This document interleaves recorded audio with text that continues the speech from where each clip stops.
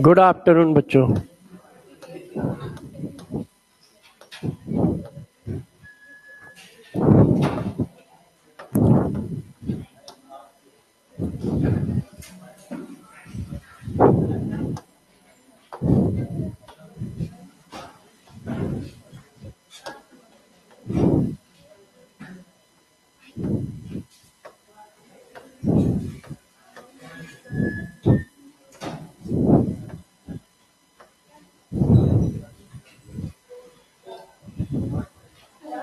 Four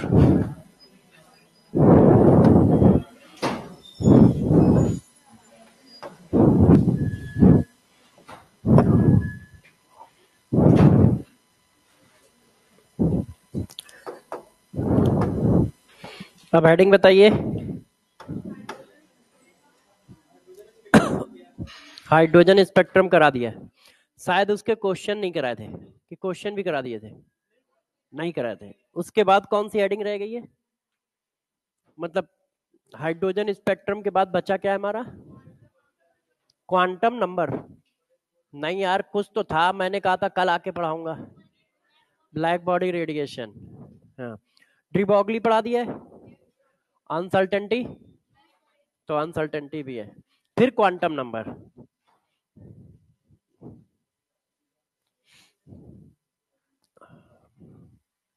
आज 12 है तो 11, 10। आपके यहाँ पे क्लास मैं छोड़ता हूँ 3 बजे के आसपास, है ना? तो फिर ये पीपीटी मेरी होनी चाहिए।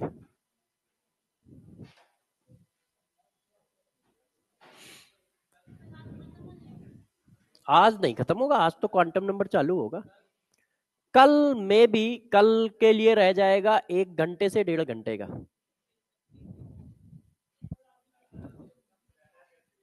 अच्छा, आज आप 6 बजे तक बैठ जाओगे तो कर देंगे।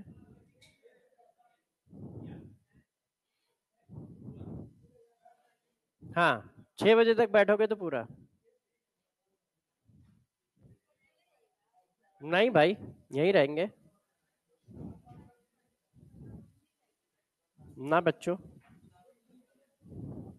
कल नहीं जाएंगे।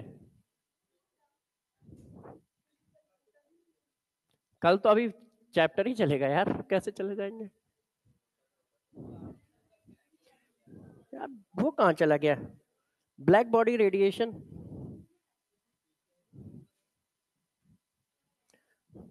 जब आप लोग याद करोगे तब आ जाएंगे।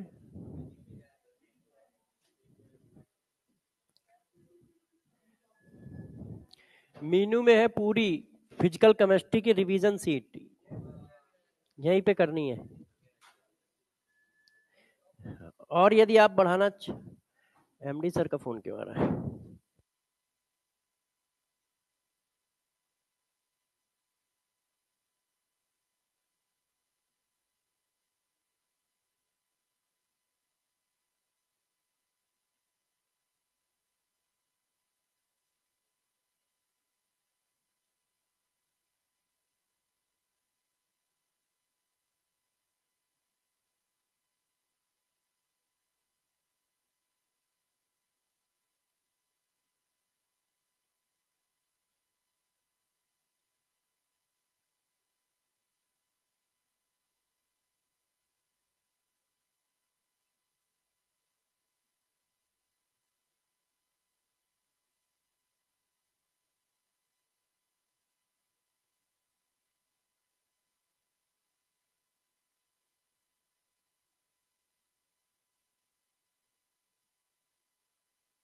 को पता चल जाएगी। शायद खजाना जाना ढूंढ लिया हो कोई। चलिए,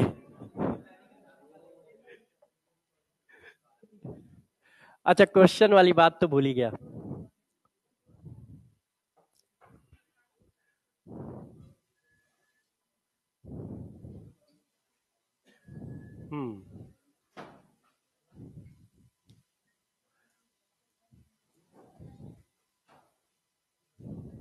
हाँ बेटे,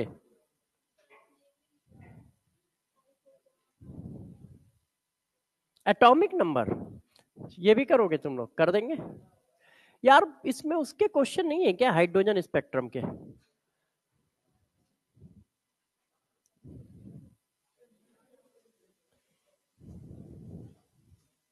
ये किसका क्वेश्चन है? एक मिनट ना, आप लोग थोड़ा सा रुक जाओ, क्योंकि हाइड्रोजन स्पेक्ट्रम के इसमें क्वेश्चन है नहीं। तो हाइड्रोजन स्पेक्ट्रम के क्वेश्चन एक ये है। कोई बात नहीं, एक साथ क्वेश्चन हाइड्रोजन स्पेक्ट्रम के कराता हूं। इसमें हाइड्रोजन स्पेक्ट्रम के क्वेश्चन नहीं है पीपीटी में, ठीक है? तो हाइड्रोजन स्पेक्ट्रम के क्वेश्चन कल हम लोग करेंगे। अच्छा देखिए, मुझे लगा था इस पीपीटी में है, मगर उसमें भी नहीं है। तो कल मैं हाइड्रोजन स्पेक्ट्रम के क्वेश्चन डाल के लाऊंगा पीपीटी में। अब जरा देखो यार, ब्लैक बॉडी रेडिएशन क्या होता है उसको बताते हैं कि ब्लैक बॉडी रेडिएशन क्या है, किस तरह से काम करता है। तो सबसे पहला पॉइंट जो होता है ब्लैक बॉडी रेडिएशन का, वो ये होता है। क्या ये क्या है? Example of particle nature of light. Particle nature of light. अब दूसरा पॉइंट जरा समझो, ब्लैक बॉडी होती क्या है? ब्लैक बॉडी का मतलब होता है ऐसा, ब्लैक बॉडी का मतलब क्या है कि जो सभी तरह की वेवलेंथ को एब्जॉर्ब कर ले और कुछ इमिट ना करे, उसको कहते हैं perfect black body. Perfect black body क्या होती है? जो सभी तरह की रेडिएशन को एब्जॉर्ब कर ले और किसी भी तरह की कोई वेवलेंथ रिलीज ना करे, इसको बोला जाता है परफेक्ट ब्लैक बॉडी। मगर परफेक्ट ब्लैक बॉडी कोई है ही नहीं। तो आप जिन ब्लैक बॉडी को पढ़ते हो वो ये है। वो क्या होती है? वो सभी तरह की वेवलेंथ को एब्जॉर्ब कर लेते हैं और कुछ स्पेसिफिक वेवलेंथ रिलीज करते हैं। सभी तरह की वेवलेंथ को एब्जॉर्ब कर लेंगे और कुछ स्पेसिफिक वेवलेंथ को रिलीज करेंगे। तो क्या है? Absorb all type of wavelength, all type of wavelength. सभी तरह की वेवलेंथ को ये क्या करेंगे? एब्जॉर्ब कर लेंगे and release some specific wavelength, specific wavelength, और कुछ स्पेसिफिक वेवलेंथ को रिलीज करेंगे। इसी को कहा जाता है black body radiation. Black body radiation. Black body radiation क्या है? इस फिनोमिना को कहते हैं कि सभी तरह की वेवलेंथ को एब्जॉर्ब करना और कुछ स्पेसिफिक वेवलेंथ को रिलीज करना। जैसे देखो, ये इसको भी एब्जॉर्ब कर रहा है, इसको भी एब्जॉर्ब कर रहा है, इसको भी एब्जॉर्ब कर रहा है, इसको भी एब्जॉर्ब कर रहा है। रिलीज वो क्या कर रहा है? कुछ स्पेसिफिक वेवलेंथ को रिलीज कर रहा है। ये देखो, तो ब्लैक बॉडी क्या होती है? जो सभी तरह की वेवलेंथ को एब्जॉर्ब कर ले और कुछ स्पेसिफिक वेवलेंथ को रिलीज करे, उसको हम ब्लैक बॉडी रेडिएशन कहते हैं। अब ब्लैक बॉडी रेडिएशन जब होता है, कुछ स्पेसिफिक वेवलेंथ जब रिलीज होती हैं, तो उसकी एक कंडीशन है। वो क्या है जरा देखो, ये जो इमिटेड रेडिएशन है, emitted radiation is only A function of radiator temperature. जो भी वेवलेंथ रिलीज हो रही है वो सिर्फ टेम्परेचर पे डिपेंड कर रही है। किसके? ब्लैक बॉडी रेडिएटर के। जो इमिट कर रहा है उसके टेम्परेचर पे डिपेंड करती है। Emitted radiation is only A function of radiator temperature. और जब रेडिएटर टेम्परेचर पे डिपेंड करता है तो वो कुछ इस तरह का ग्राफ प्लॉट करता है। ये देखो, इंटेंसिटी है, जो वेव लेंथ रिलीज हो रही है उनकी इंटेंसिटी, उनकी वेवलेंथ, और ये टेम्परेचर। जब टेम्परेचर 300 है, 3000 है, इंटेंसिटी कम है। ये देखो, ये इंटेंसिटी हाइट है ना, जब टेम्परेचर बढ़ा दिया इंटेंसिटी बढ़ गई, टेम्परेचर और बढ़ा दिया इंटेंसिटी और बढ़ गई। ये देखो है, तो ये ग्राफ बनता है। तो देखो ब्लैक बॉडी रेडिएशन का ग्राफ कैसा है, इंटेंसिटी हमारी वाई एक्सेस पे है और वेवलेंथ हमारी एक्स एक्सेस पे है।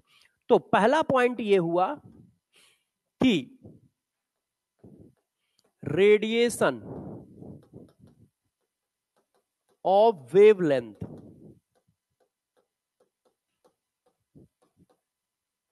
only depend upon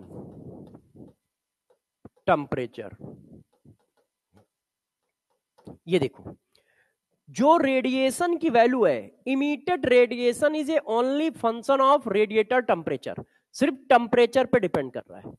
कर कैसे रहा है, तो देखो टेम्परेचर बढ़ा रहे हो तो इंटेंसिटी बढ़ रही है, चेक करो इंटेंसिटी हाइट है ना, टेम्परेचर बढ़ाने पे इंटेंसिटी बढ़ रही है। मगर जिस समय इंटेंसिटी पीक पहुंच रही है, गौर से ध्यान दीजिएगा सब लोग, उस समय वेवलेंथ डिक्रीज कर रही है। देखो हाइट देखो, वेवलेंथ इधर की ओर शिफ्ट हो रही है, तो टेम्परेचर बढ़ाओगे तो वेवलेंथ डिक्रीज कर रही है? टेम्परेचर बढ़ाओगे तो वेवलेंथ डिक्रीज कर रही है, चेक कर लो इधर की ओर जा रहा है, इसका पीक यहां पे, इसका पीक यहां पे, इसका पीक यहां पे है, और ये क्या है, वेवलेंथ की वैल्यू है। तो टेम्परेचर बढ़ा रहे हो तो वेवलेंथ की वैल्यू डिक्रीज कर रही है, जो पीक बना रही है। हाई इंटेंसिटी वाली वेवलेंथ की वैल्यू डिक्रीज कर रही है। ये देखो वेवलेंथ ऑफ हाई इंटेंसिटी, जिनकी इंटेंसिटी हाई है वो डिक्रीज कर रही हैं। देखो अभी तक ब्लैक बॉडी रेडिएशन में कोई क्वेश्चन नहीं आया। लास्ट ईयर 2024 में जो सेकंड पेपर हुआ था, कैंसिल, कुछ लोगों का अलग पेपर कराया गया था ना, उसमें ब्लैक बॉडी रेडिएशन का क्वेश्चन है, नहीं तो पिछले 7-8 साल से कोई क्वेश्चन नहीं। तो जो पेपर अभी कैंसिल हुआ था उसमें है। उसमें क्या क्वेश्चन है, जो मैंने आप लोगों को पढ़ा रखा है, आप पुराने बैच में देखो या आपके बैच में तो पढ़ा ही रहा हूं, यही पढ़ा रखा है। उन्होंने इस पर स्टेटमेंट बनाए हैं, 3-4 स्टेटमेंट दिए और उसमें से सही गलत चूज करने को कहा है। तो जैसे एक ये बात लिखाई, एक ये बात लिखाई, एक ये बात लिखाई, इन्हीं को स्टेटमेंट के फॉर्म में कन्वर्ट कर दिया है और इन स्टेटमेंट को मिलाकर एक क्वेश्चन बना लिया है उन्होंने। तो ब्लैक बॉडी रेडिएशन वैसे तो अनइंपॉर्टेंट टॉपिक है, मगर ध्यान रखना पेपर में कुछ भी आ सकता है। जो नोटबुक में आपको लिखाया जा रहा है उतना आपको हमेशा आना चाहिए, क्योंकि पेपर ना तो हम बनाते हैं ना आप बनाते हो, मगर 80% 90% पेपर वही आता है जो फ्लो में चलता है। फ्लो मतलब कि जहां से क्वेश्चन आते हैं वहीं से आते हैं, मगर हर बार 10-5% का वेरिएशन 15% का रखता है। जैसे सेकंड पेपर में ये क्वेश्चन है, उसमें यही स्टेटमेंट है। अब यार इस पर न्यूमेरिकल क्वेश्चन कैसे बन सकता है, तो न्यूमेरिकल क्वेश्चन इस ग्राफ पे बन सकता है ऐसे, देखो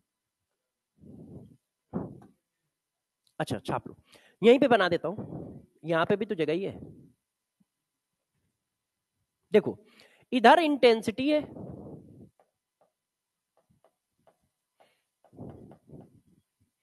इधर रेडिएशन की वेवलेंथ है। हमने ये ग्राफ बना दिए, ये T1 टेम्परेचर पे है, ये T2 टेम्परेचर पे। एक आया ऑर्डर ऑफ टेम्परेचर, बताओ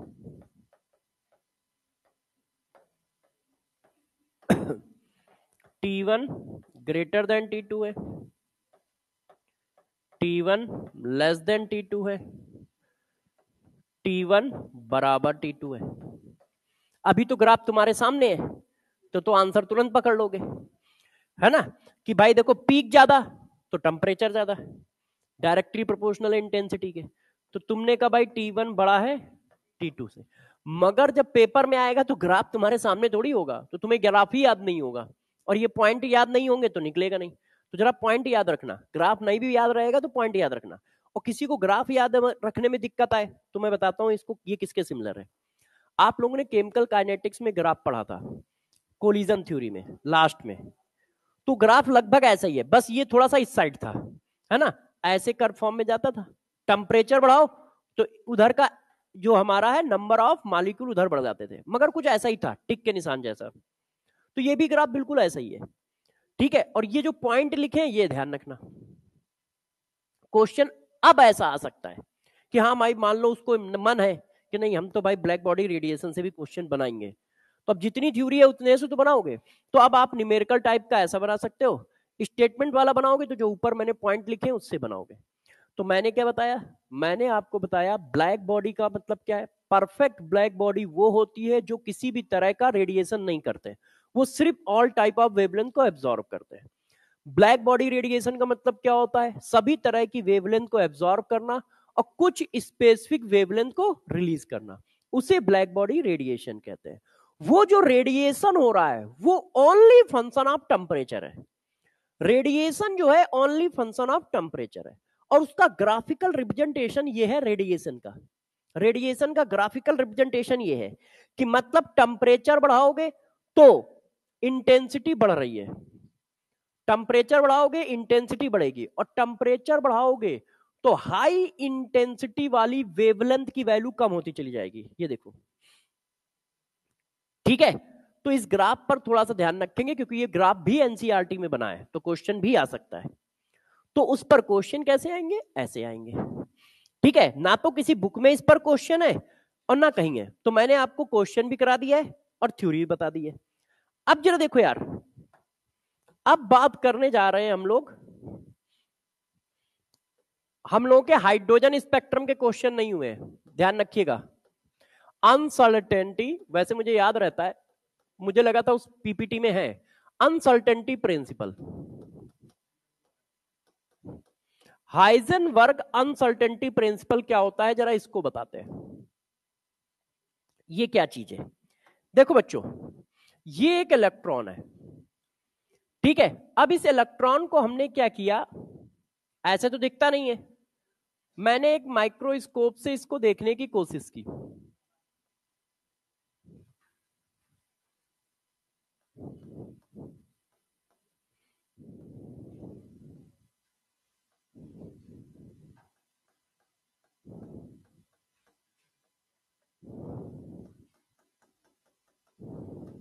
ये देखो, अब गौर सुनिएगा, अभी इसकी पोजीशन ये है जहां पर ये रखा हुआ है, क्लियर है। अब मैंने इसको देखा तो यार आप सभी जानते हैं कि हमारा फिगर कैसे बनता है, ठीक है। रेज जाएंगी, पार्टिकल से कोलिजन करेंगी, वापस आएंगी और रेटिना पर फिल्म बनाएंगी, यही तो रूल है। तो यार इससे रेज निकली, इससे टकराई, फिर वापस जाएंगी और रेटिना पर फिल्म बनाएंगी। अब गौर से देखो, हमारे ऊपर रेज टकराती हैं, ठीक है, हम आप लोग हमें देख पाते हो या आप लोगों को हम देख पाते हैं, मगर आपकी लोकेशन में चेंज नहीं आता है, मेरी लोकेशन में चेंज नहीं आता। मैं डेस्क से यदि 12 सेंटीमीटर दूर खड़ा हूं, आप कहोगे नहीं सर मैंने जैसा देखा है उसके हिसाब से आप डेस्क से 12 सेंटीमीटर दूर खड़े हो, रियलिटी में चेक किया जाएगा तो मैं 12 सेंटीमीटर दूर खड़ा पाऊंगा। क्यों, क्योंकि जितनी एनर्जी आ रही है उतनी एनर्जी को तो मैं एब्जॉर्ब कर जाता हूं, मेरे इतना बड़ा मास है तो कोई फर्क पड़ता ही नहीं है, इतना बड़ा मास है तो कोई फर्क नहीं पड़ता है। मगर इलेक्ट्रॉन का मास 10 की पावर -31 kg का है, बहुत छोटा मास है, उसके लिए ये एनर्जी पहाड़ जैसी है। जैसे एक चींटी को इतना बड़ा पेन ले जाने के लिए क्या लगेगा कि नामुमकिन चीज है, आप क्या है इसको उठाते रहते हो, टहलाते रहते हो, घुमाते रहते हो, है कि नहीं।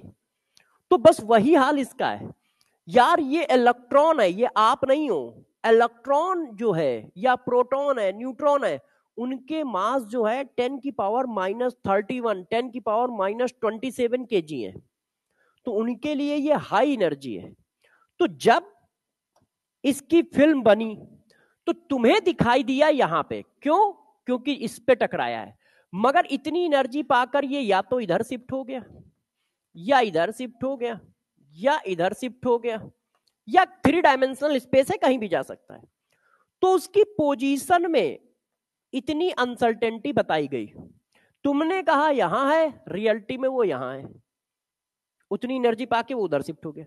तुमने कहा यहां है, रियलिटी में वो इधर आ गया। तो डिस्टेंस में अनसर्टेनिटी कितनी आ गई, डेल्टा एक्स। जितनी तुम वैल्यू बता रहे हो उससे थोड़ा आगे पीछे है। अब तुमने कहा यार इसका मोमेंटम इतना है, जब एनर्जी मिली तो मोमेंटम भी चेंज हो गया, तो उसके मोमेंटम में कितना चेंज आ गया, डेल्टा पी, इतना चेंज आ गया। तो हाइजेनबर्ग ने बताया कि यार यदि किसी ऐसे पार्टिकल जो बहुत ही छोटे पार्टिकल है उनकी पोजीशन और मोमेंटम को एक साथ कैलकुलेट करोगे तो एक साथ कैलकुलेट करने में एरर आएगी। तो लोगों ने कहा ठीक है यार आने दो, इसमें क्या दिक्कत है। तो उन्होंने कहा वो एरर कितनी होगी वो मैं आपको निकाल के बताता हूं। तो उन्होंने बताया कि यार जो एरर है वो delta X into delta P का मल्टीप्लाई एच अपॉन 4 पाई से बड़ा होगा या बराबर होगा।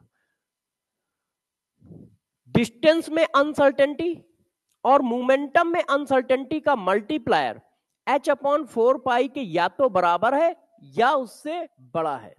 इसका मतलब यदि आपसे कहा जाए मिनिमम अनसर्टेनिटी दोनों की कितनी होगी, तो मिनिमम अनसर्टेनिटी इसके बराबर होगी। मैक्सिमम कुछ भी हो सकती है, क्यों ग्रेटर लगा है अपना, कुछ भी हो सकती है, मगर मिनिमम फिक्स है कि minimum uncertainty in position and momentum का मल्टीप्लायर एच अपॉन 4 पाई के बराबर होगा। अब मैथमेटिकली साफ साफ पता चल रहा है, चेक करते जाइएगा मेरी बातों को। तो मैथमेटिकली अभी देखना कैसे पता चलेगा, इतनी बात ठीक है। अब जरा देखो, यदि मैं मोमेंटम की वैल्यू डाल दूं, तो जब आप मोमेंटम की वैल्यू डालोगे तो अब आप बताओ मास क्या हमारा चेंज होता है, नहीं। डेल्टा किस में लगेगा, वेलोसिटी में लगेगा। मास तो तब चेंज होता है जब आप स्पीड ऑफ लाइट के आसपास चल रहे हो, तब आप मूविंग मास की बात कर सकते हो, नहीं तो रेस्ट मास और मूविंग मास लगभग बराबर चलते हैं।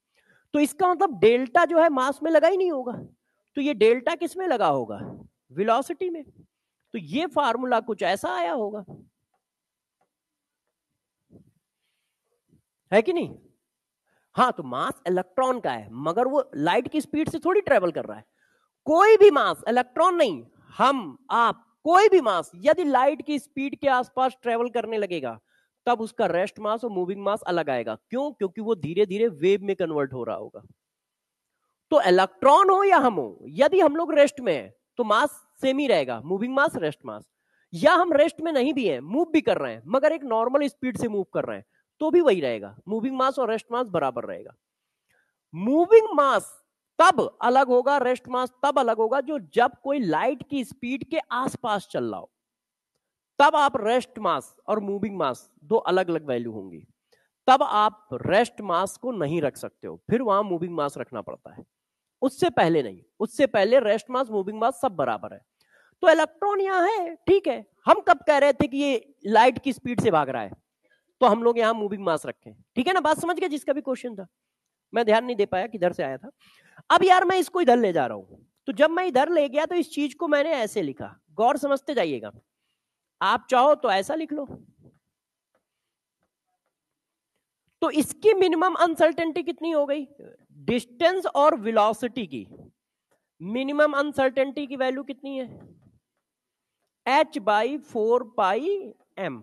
अब देखो मैं आपको जो बोल रहा हूं उसको प्रूफ करके दिखाता हूं। मास ज्यादा होगा तो अनसर्टेनिटी क्या होगी, कम होगी, है देखो साफ साफ दिख रहा है। और मास हम लोगों का ज्यादा नहीं है, उसके हिसाब से बहुत ज्यादा है ना। उसके हिसाब से कुछ ऐसा ही कंपेयर है जैसे अपना कंपेयर अर्थ से, वही हाल है उसका और अपना।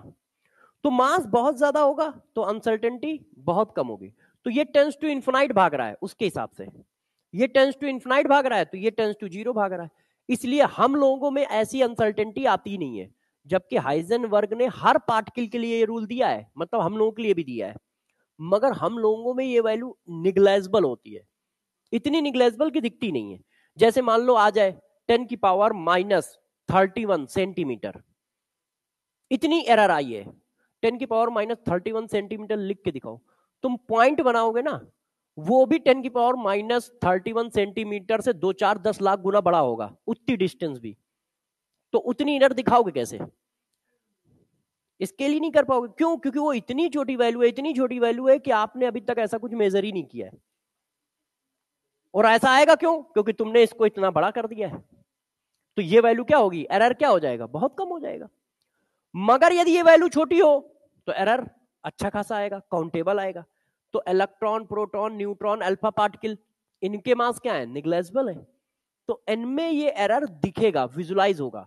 हम में, तुम में, 1 किलो के पार्टिकल में और ये बॉटल वॉटल में ये एरर नहीं दिखेगा। क्यों? क्योंकि ये मास उसके मास से मिलियन ट्रिलियन गुना भारी है, बहुत बड़ा है। उसके लिए ये पेन भी अर्थ जैसा है कि अरे ये पेन, अरे भाई इतनी बड़ी चीज हो सकती है क्या, उसको ये लगेगा कितनी बड़ी चीज हो सकती है। क्यों?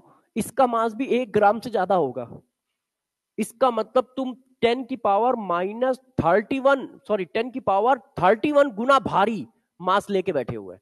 और 10 की पावर 31 गुना भारी मास एक बार लिख दो और उसको पढ़ दो तो वो अर्थ के मास से भी जाने कितने लाख गुना भारी हो जाएगा। हाँ बेटे, नहीं, अनसर्टेनिटी इसलिए आ रहा है, क्यों?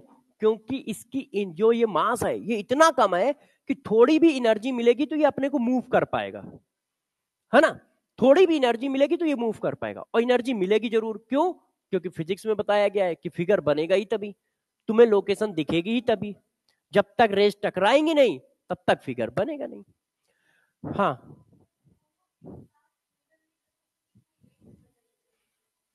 दोनों एक साथ देखो, कोई एक भी 100% एक्यूरेसी के साथ कुछ मेजर नहीं होगा। बस ये होगा एक की वैल्यू बढ़ रही है तो दूसरे की वैल्यू घट रही है, कंपैरिजन। तो मैं अभी स्टेटमेंट भी लिखूंगा, मगर पहले मैं समझाना चाह रहा था, एक एक करके समझाता हूं। ये बात ठीक है? अच्छा, ये बात ठीक है। तो हमारे 2 फार्मूले आए, एक ये आया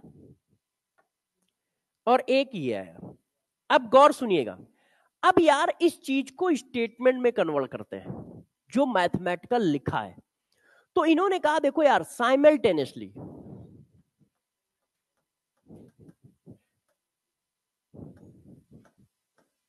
simultaneously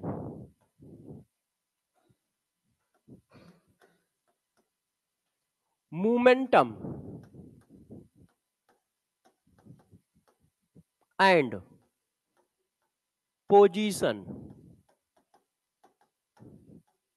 of electron does not measure approx 100% correct। इन्होंने बताया साइमल्टेनियसली एक साथ 2 वैल्यू को आप 100% एक्यूरेसी के साथ मेजर नहीं कर सकते हो। यदि आपको एक को मेजर करने में जाओगे तो दूसरे में थोड़ी ज्यादा एरर आ जाएगी। इनका बस ये कहना है, इसीलिए उन्होंने मल्टीप्लायर लगा रखा है। क्यों? क्योंकि दोनों का मल्टीप्लायर तो फिक्स है।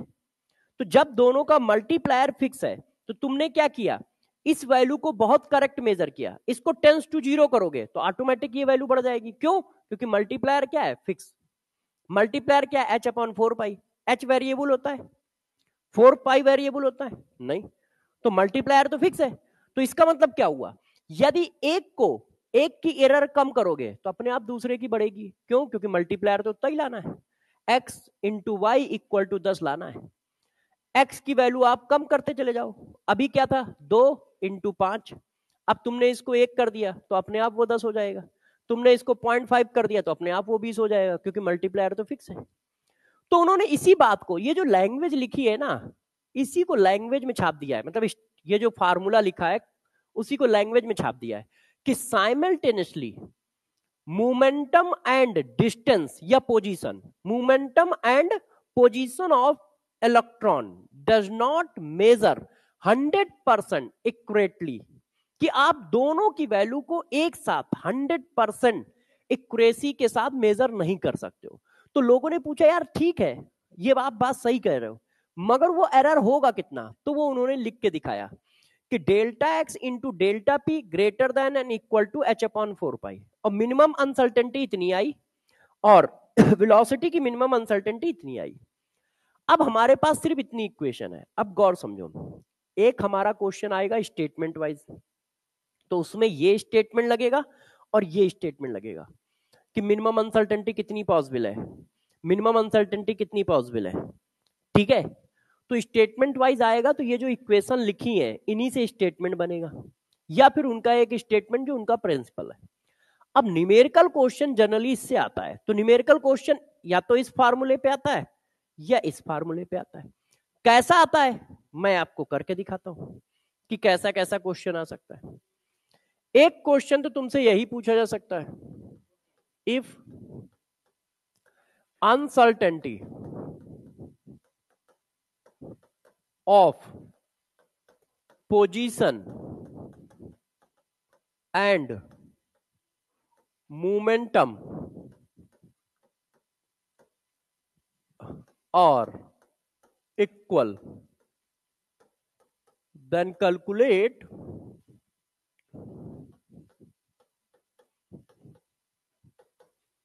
uncertainty in velocity। तो वेलोसिटी में अनसर्टेनिटी बताओ। मैंने आपको ऑप्शन भी दे दिए,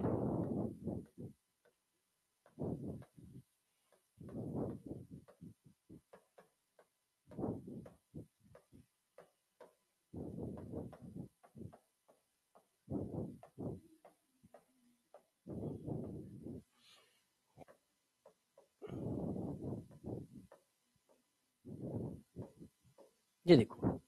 अब जरा देखिए बच्चों, वो क्या कह रहा है, अनसर्टेनिटी किसकी किसकी बराबर है, मोमेंटम और पोजीशन की अनसर्टेनिटी बराबर है, और निकालनी किसकी है, वेलोसिटी की।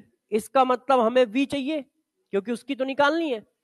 तो हमारा फार्मूला ये हुआ, हम मिनिमम अनसर्टेनिटी मान के फार्मूला यूज करते हैं। अब देखो हमारे पास दो रास्ते हैं, या तो डेल्टा एक्स की जगह डेल्टा पी रख दें, या डेल्टा पी की जगह डेल्टा एक्स रख दें। अब यदि हम डेल्टा पी की जगह डेल्टा एक्स रख देंगे तो वी का टर्म आएगा ही नहीं, हमें चाहिए वी का टर्म, इसलिए हमें डेल्टा एक्स की जगह डेल्टा पी रखना चाहिए।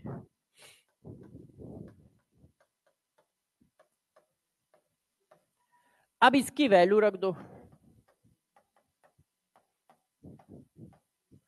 ये वैल्यू आ गई।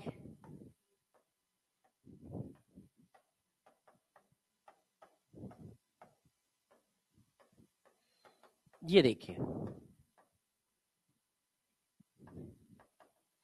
अब आप अंडर रूट ले लोगे,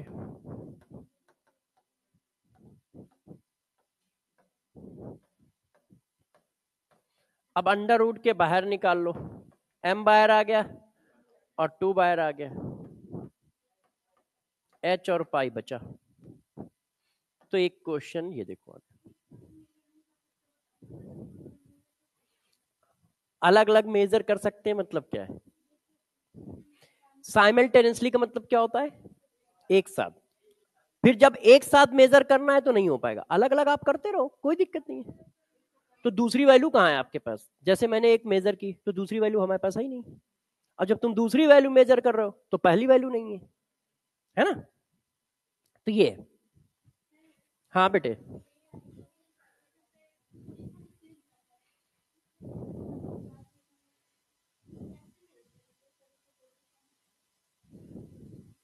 एक बार वापस आते हैं। हाँ, पोजीशन चेंज हो रहा है, ठीक है ठीक है ठीक है।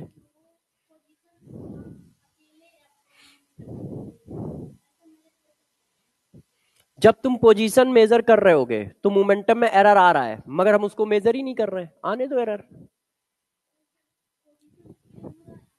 हाँ तो कोई दिक्कत नहीं है भाई, मोमेंटम का पोजीशन से क्या लेना देना। आप इस चीज को जीरो कर रहे हो, ये चीज बढ़ रही है, मगर हमें लेना ही देना नहीं है, हमें तो इससे लेना देना है ना, क्योंकि हम अकेले इसको मेजर कर रहे हैं। हाँ? अरे भाई, टेंस टू जीरो का मतलब होता है इक्यूरेटली तो आप किसी चीज को मेजर नहीं करते हो। जब ये टेंस टू जीरो हो रहा है तो ये टेंस टू 4 पाई अपॉन इतना हो रहा है, क्योंकि मल्टीप्लायर तो सेम है ना। तो यदि आप अकेले पोजीशन मेजर कर रहे हो तो ठीक है, कर दो, वो 99.999 एक्यूरेटली मेजर हो गई। मोमेंटम में बहुत बड़ा एरर आ गया, मगर अपने को लेना देना कहां है, आप तो अकेले पोजीशन मेजर कर रहे हो ना, तो मोमेंटम की चिंता कर क्यों रहे हो। ठीक है, तो जब पोजीशन के लिए हम उस पर लाइट डाल रहे हैं कि भाई पोजीशन कितनी गई, तो हम उसको एरर को भी मेजर कर रहे हैं कि यार देखो ये अभी यहां पर है, सपोज करो ये लोकेशन है, इसके कुछ कोऑर्डिनेट है, ठीक है, ये है ऐसे, हमें पता है कि यदि इतनी लाइट पड़ेगी तो वो इतनी डिस्टेंस चल सकता है। हमने क्या किया, उस कोऑर्डिनेट में इतनी डिस्टेंस जोड़ दी और नया कोऑर्डिनेट बना दिया, तो पोजीशन मेजर हो गई, बस बात खत्म हो गई। अब मोमेंटम की कहीं चर्चा ही नहीं हो रही है। अब हम मोमेंटम कर रहे हैं तो हम पोजीशन की चर्चा नहीं कर रहे हैं कि वो कहां पे है, हमें उससे कोई लेना देना नहीं है। वो दोनों को एक साथ मेजर करने की बात कर रहे हैं कि दोनों को एक साथ जब मेजर करोगे तो उनकी एरर का मल्टीप्लाई ये है, एरर का मल्टीप्लाई ये है। वो कह रहे हैं साइमल्टेनियसली, मतलब दोनों को यदि एक साथ मेजर करने बैठोगे तब एरर का मल्टीप्लाई इतना आएगा। किसी एक की तो वो बात ही नहीं कर रहे, उसके लिए तो उन्होंने ला ही नहीं दिया है, प्रिंसिपल ही नहीं दिया है कि किसी एक को करेंगे तो क्या होगा। वो कह रहे हैं एक को तुम आराम से करो, कोई दिक्कत नहीं है, मगर ये दोनों को एक साथ किया जाएगा तो क्या घटना घटेगी वो उन्होंने बताया। एक को आप कर लो, अब तो हो भी जाएगा, अब तो बहुत सारी चीजें आ गई है, बहुत टेक्नोलॉजी आ गई। ये तो आप बहुत पुराना रूल पढ़ रहे हो ना, अब तो बहुत तरह के फिगर आ गए हैं जिनमें हमको रेस डालनी भी नहीं पड़ेगी, तब भी इमेज बन रही होगी किसी ना किसी तरह की, रिफ्लेक्शन की जरूरत ही नहीं पड़ेगी। अच्छा, इस पर न्यूमेरिकल क्वेश्चन तो करा दें एक। अब देखो यार, ये नहीं है ना,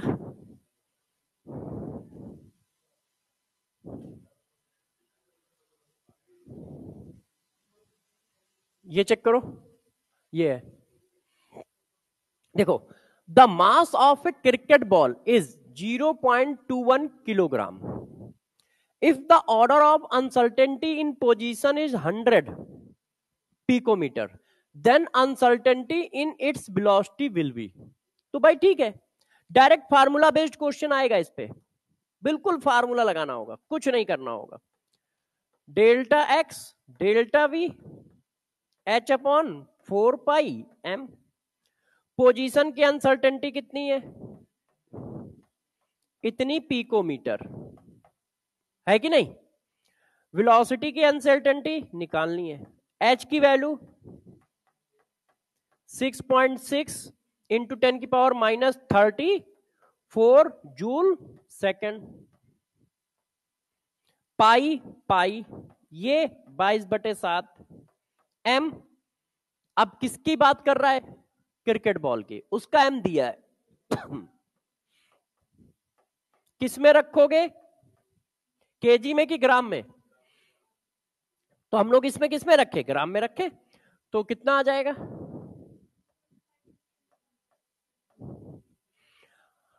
अब हमें सब कुछ सॉल्व कर देना है। तो सब कुछ सॉल्व कर दोगे तो कोई एक आंसर हमें मिल जाएगा, ठीक है, जो भी मिल जाए, A B C D D में कोई भी मिल जाएगा, एक मिल जाएगा, बस कैलकुलेशन करनी है। तो अनसर्टेनिटी प्रिंसिपल का क्वेश्चन बिल्कुल फार्मूला बेस्ड आया है, मगर 4-5 साल में एक बार इसका भी क्वेश्चन आता है, 4-5 साल में, जैसे पिछले 4 साल से कोई क्वेश्चन नहीं है, ठीक है, मगर यदि आप उसके पीछे जाओ तो आया है अभी तक, मतलब पिछले 10 साल में यदि हम काउंट करें तो 1-2 बार आ चुका है अनसर्टेनिटी का क्वेश्चन।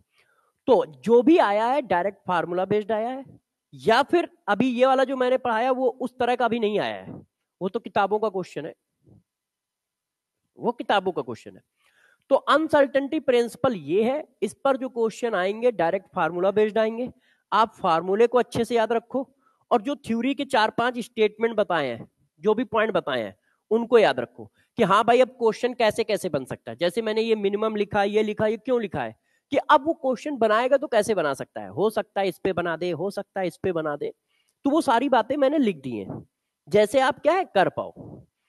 अब जरा देखो यार बच्चों, अब हम लोग बात किसकी करने जा रहे हैं, जरा देखिए, अब हम लोग बात करने जा रहे हैं श्रोडिंगर वेव इक्वेशन की, ठीक है, कि वो क्या होता है।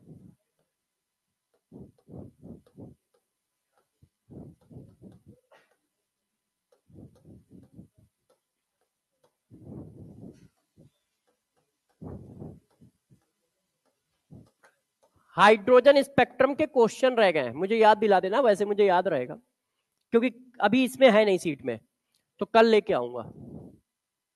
इसी को कहते हैं वेव मॉडल ऑफ एटम। अब गौर से मेरी बात को समझिएगा और सुनिएगा। लोग कहते हैं ये टफ है, वैसे टफ ही है, ठीक है, मगर आप समझ जाओगे क्योंकि आप टैलेंटेड हो। गौर सुनना मेरी बात को बस। देखो यार बच्चों, सबसे पहली बात, डी ब्रॉगली ने आपको क्या बताया, हर पार्टिकल के पास ड्यूअल कैरेक्टर है। तो अभी तक जितने मॉडल थे वो इलेक्ट्रॉन को पार्टिकल मान के बताए गए थे। बोहर ने भी इलेक्ट्रॉन को पार्टिकल माना था, है ना, तभी तो उसकी पोटेंशियल एनर्जी बताई, तभी तो उसका मास निकाला।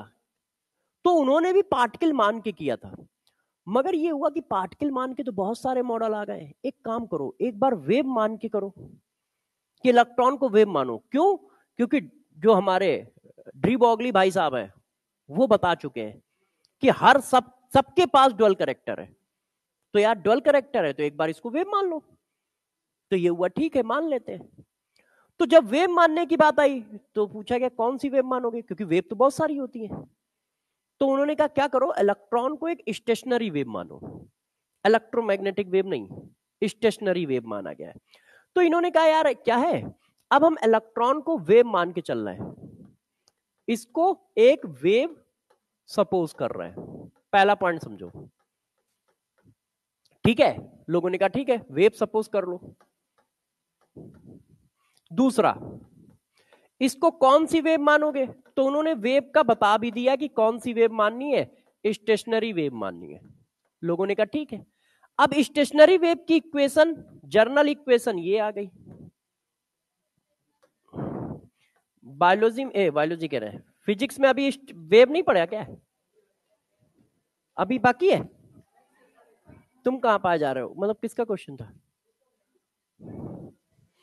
क्वेश्चन किसका था ये मैं पूछ रहा हूं। तो देखो, एक स्टेशनरी वेव मानी गई, psi equal to A sine omega T, ठीक। तो उन्होंने कहा ठीक है यार आप इलेक्ट्रॉन को वेव मानो। उन्होंने कहा मान लिया भाई। उन्होंने कहा एक काम करो, कौन सी वेव मान ली, स्टेशनरी वेव मान ली। उन्होंने कहा ठीक है मान लो यार। हम लोगों ने सिंपल फॉर्म ऑफ वेव दिखा भी दिया कि भाई देखो यार वेव देखने में ना एक सांप जैसी होती है। अब कौन सा सांप है ये तो इतना टैलेंट नहीं है मेरे पास, जितना नॉलेज है उतना बता रहा हूं। नागिन है, नाग है, ये नहीं पता है। देखो उन्होंने कहा यार एक वेव है इस तरह से, इसमें देखो प्लस और माइनस ये वेव के फेज है, मैथ के साइन नहीं है, वेव के फेज है, ठीक है। अपवर्ड डायरेक्शन में जो है वो प्लस फेज माना जाता है, डाउनवर्ड डायरेक्शन को माइनस फेज माना जाता है।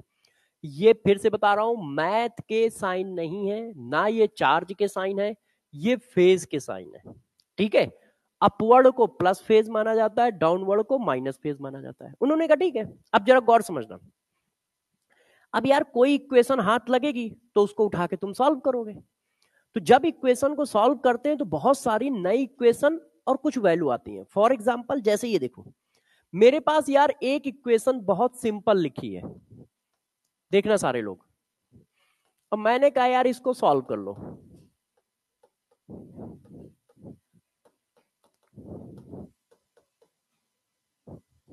ये एक इक्वेशन लिखी, अब इसको सॉल्व करो तो देखना जरा, ये इंटू ये मल्टीप्लाई इक्वल टू 0 है। इसका मतलब या तो ये 0 है या तो ये 0 है, क्योंकि दोनों का मल्टीप्लायर कितना है 0, तो कोई एक तो 0 होगा ही।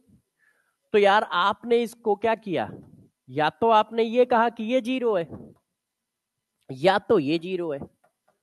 तो देखो एक कॉम्प्लेक्स इक्वेशन की दो इक्वेशन आ गई, एक ये आ गई एक ये आ गई। अब जब इनको सॉल्व करोगे तो वैल्यू भी आएंगे, ये देखो जैसे इस कॉम्प्लेक्स की वैल्यू भी आ गई। यही तो आंखों का धोखा है। +2 का स्क्वायर करोगे तो भी 4 आएगा, -2 का स्क्वायर करोगे तो भी 4 आएगा। इसका मतलब +-2 है। ये +2 है या -2 हम में से कोई नहीं जानता है, मगर ये पता है न्यूमेरिकल वैल्यू 2 है, मगर +2 है या -2 हम में से कोई नहीं जानता है। क्यों? क्योंकि इक्वेशन लिखी है x2 = 4, तो x = -2 भी होगा तो भी 4 आएगा, +2 होगा तो भी 4 आएगा। तो इसका मतलब हमें पता ही नहीं है कि +2 है या -2।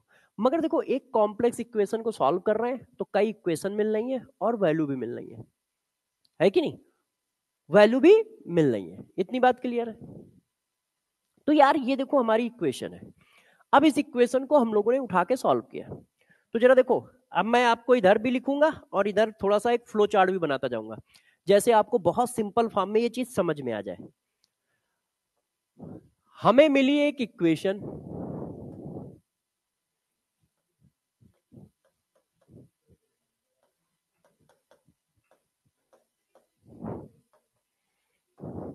ये वेव की इक्वेशन है।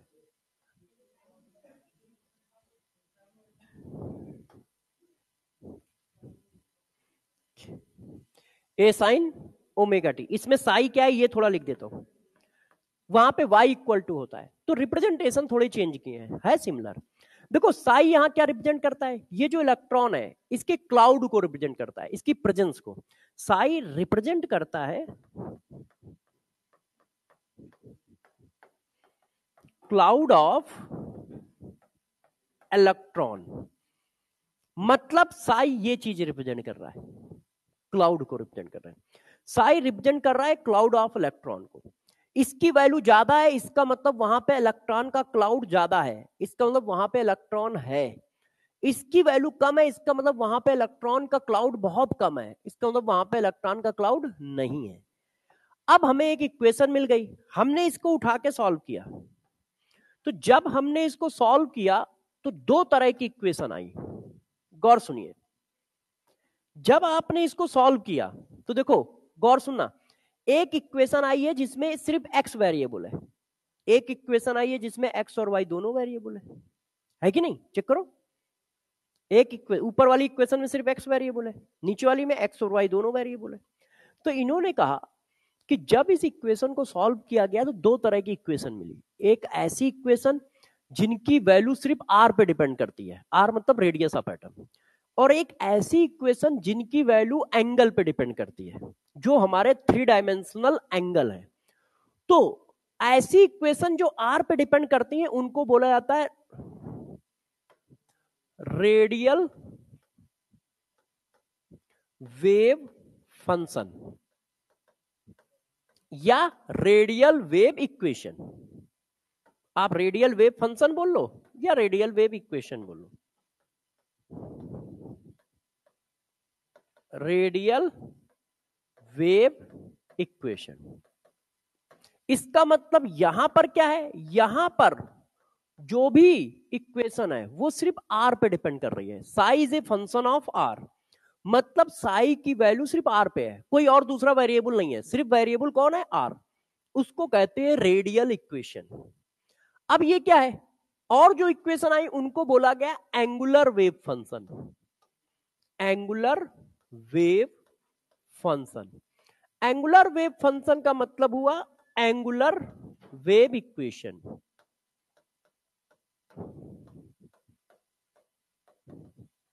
एंगुलर वेव इक्वेशन का मतलब हुआ ऐसी, एक मिनट रुक जाओ, इसको भी थोड़ा सा बड़ा कर देता हूं। ऐसी इक्वेशन जो सिर्फ फंक्शन है थीटा और फाई का, ये थ्री डायमेंशनल एंगल है, थीटा और फाई टू डायमेंशनल और थ्री डायमेंशनल एंगल है। इन इक्वेशन में आर नहीं आया है, फाई और थीटा आया है। तो उन्होंने कहा कि यार जब हम इस इक्वेशन को सॉल्व करते हैं तो दो तरह की इक्वेशन मिलती हैं, रेडियल वेव फंक्शन और एंगुलर वेव फंक्शन। अब जब इक्वेशन को सॉल्व करोगे तो क्या आएगा, वैल्यू आएगी किसकी, साई की। भाई इक्वेशन को सॉल्व करोगे तो जो वेरिएबल है उनकी वैल्यू मिलेगी। तो साई की वैल्यू क्या क्या मिल सकती है, या तो ऐसा होगा कि साई की वैल्यू जीरो नहीं होगी, मगर जब आप सॉल्व करते हो तो उसकी वैल्यू जीरो भी मिलती है कि नहीं भाई, पॉजिटिव वैल्यू मिलेगी, निगेटिव वैल्यू मिलेगी, जीरो भी मिलेगी कभी कभी। यही कांड यहां पे हुआ। जब इसको हम लोगों ने सॉल्व किया, इक्वेशन को सॉल्व करोगे तो भाई इसकी वैल्यू क्या होगी, हमें जीरो भी मिलेगी और जीरो नहीं भी मिलेगी।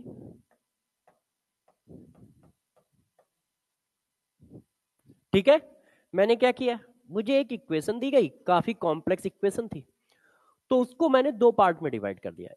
ऐसी इक्वेशन जो सिर्फ रेडियस ऑफ एटम पे डिपेंड कर रही थी उनको बोलते हैं रेडियल वेव इक्वेशन या रेडियल फंक्शन, ठीक है।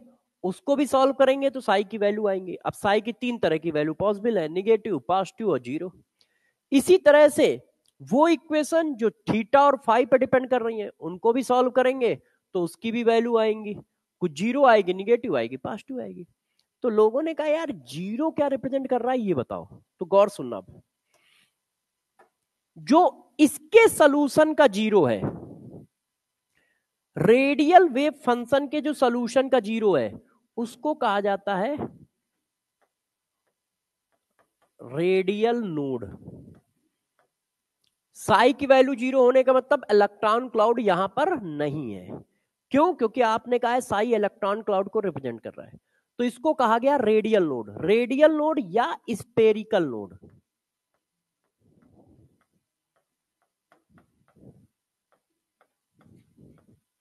ये रेडियल स्पेरिकल क्यों बोला जाता है? क्योंकि ये सर्कुलर होता है, ऐसा सर्किल के फॉर्म में चलेगा। क्योंकि हमारे हाथ में रेडियस है ना, और तो है नहीं, तो रेडियस है तो सर्कुलर होता है, सर्किल के फॉर्म में चलता है। और इसका फार्मूला निकाल के ये दिया गया, ये मैं आगे एक्सप्लेन करूंगा, बस अभी इसी जगह पे लिख इसलिए दे रहा हूं कि सारा डाटा एक जगह पे आ जाए। इसकी वैल्यू आगे निकाली गई n-l-1। अब इधर इसको जो सॉल्व किया कुछ वैल्यू आई और जीरो भी आया। इसके जीरो को कहा गया एंगुलर नोड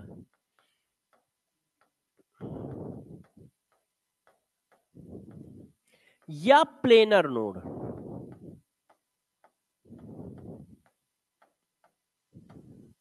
और इसकी न्यूमेरिकल वैल्यू निकल के आई एल। इस पर अभी हम लोग फर्दर डिस्कशन करेंगे नोट पे। अभी मैं उस इक्वेशन का सॉल्यूशन पढ़ा रहा हूं। तो हमें क्या हुआ, हमें एक इक्वेशन दी गई, मैंने क्या किया, उसको सॉल्व किया। सॉल्व करने पे दो तरह की इक्वेशन आ गई। रेडियल वेव इक्वेशन जो सिर्फ आर पे डिपेंड करती हैं, एंगुलर वेव इक्वेशन जो सिर्फ थीटा और फाई पे डिपेंड करती हैं। इसको सॉल्व करोगे तो भी साई की तीन तरह की वैल्यू पॉसिबल है, प्लस माइनस जीरो। इसको सॉल्व करोगे तो भी। इसमें जब साई जीरो आया तो उसको नाम दिया गया रेडियल नोड या स्पेरिकल नोड, क्योंकि ये सर्किल के फॉर्म में थे, वो क्लाउड सर्किल के फॉर्म में एब्सेंट था। और इसको जब कहा गया तो एंगुलर नोड या प्लेनर नोड। ये ऑर्बिटल के अंदर का नोड है, इसके पॉइंट भी लिख देता हूं। ये जो है ऑर्बिटल के अंदर का नोड है, मतलब ये विद इन द ऑर्बिटल पाया जाता है, ऑर्बिटल के अंदर पाया जाता है। ये वाला नोड होता है with in the orbital, with in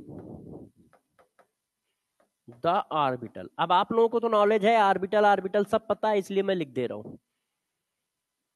ये ऑर्बिटल के अंदर होगा, और ये जो होता है दो ऑर्बिटलों के बीच में पाया जाता है, बिटवीन द ऑर्बिटल होता है ये बिटवीन द ऑर्बिटल होता है।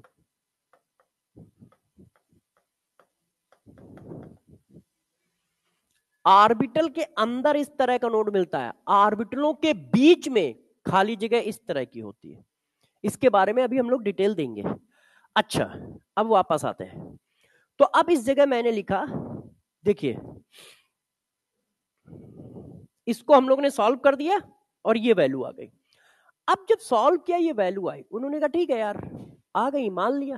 अब देखो ये जो वैल्यू इधर आई है और ये जो वैल्यू इधर आई है, इनका भी तो कुछ बताना पड़ेगा।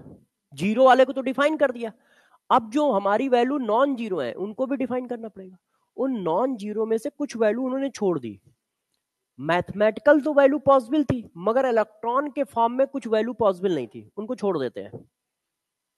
और जो वैल्यू उन्होंने सेलेक्ट की उनके नॉमेनक्लेचर किए।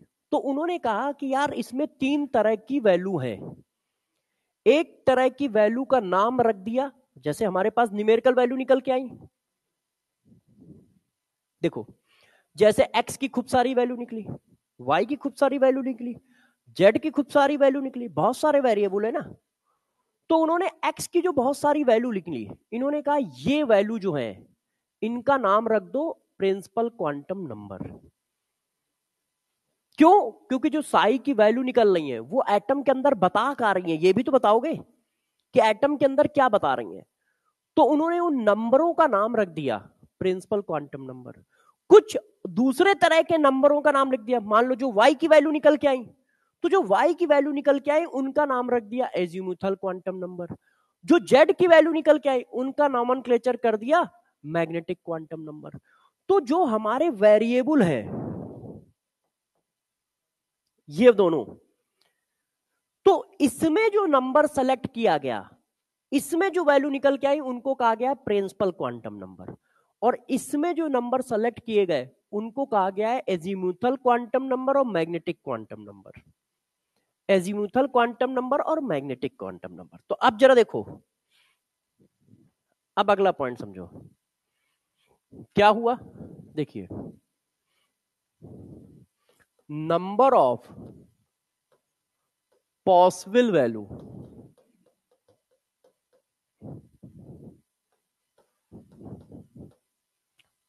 Find number of possible value,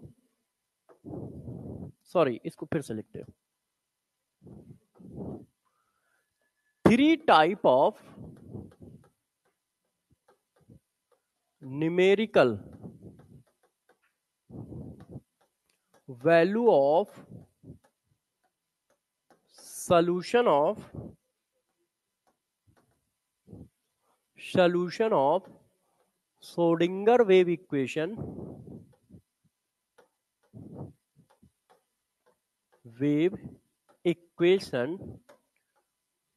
define as follows।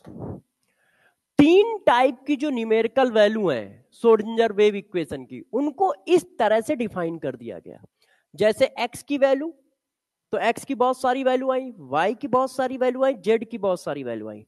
तो x की वैल्यू का नाम रख दिया गया प्रिंसिपल क्वांटम नंबर। x की वैल्यू का सपोज करो नाम रख दिया गया प्रिंसिपल क्वांटम नंबर,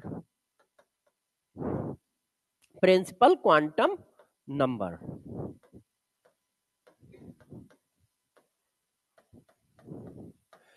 कलेक्टिवली इन सारी वैल्यू को क्वांटम नंबर कहा गया और उनको फर्दर क्लासिफाई कर दिया गया principal quantum number, azimuthal quantum number,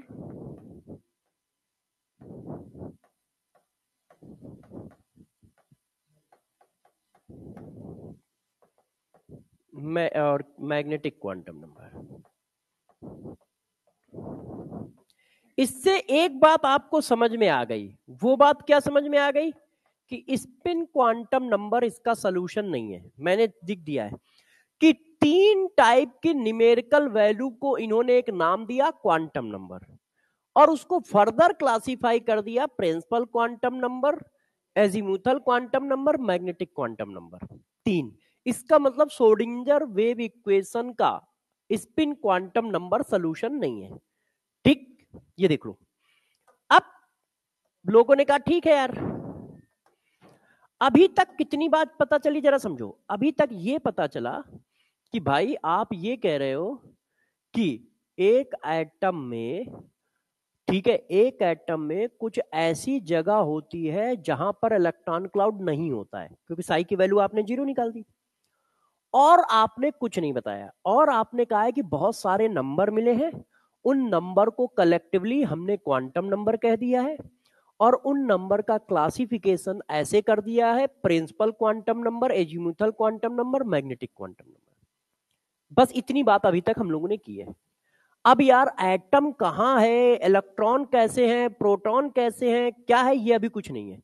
अब जब इस नंबर को एक्सप्लेन किया जाएगा तब कि ये नंबर बता क्या रहा है, तो अब एक एक करके इन नंबर को एक्सप्लेन करते हैं। तो ये हुआ कि यार ये प्रिंसिपल क्वांटम नंबर जिसको तुमने नाम दिया है ये क्या है, ये क्या बताता है। तो अब इन्होंने एक्सप्लेनेशन चालू किया कि ये जो नंबर है, ये जो डाटा है, ये क्या क्या एक्सप्लेन करेगा। तो जरा देखो, गौर सुनते जाइएगा और समझते जाइएगा। हाँ, नहीं नहीं, अच्छा, अगल बगल छाप लो या नीचे छाप लो, जहां आपके पास कॉपी हो। हमारी कॉपी पे वहां जगह थी, मैंने छाप दिया। अब जरा देखो यार, प्रिंसिपल क्वांटम नंबर को इन्होंने कैसे किया, गौर समझो। इन्होंने सबसे पहले ये बात लिखी, सबसे पहले ये बात लिखी, this number is similar to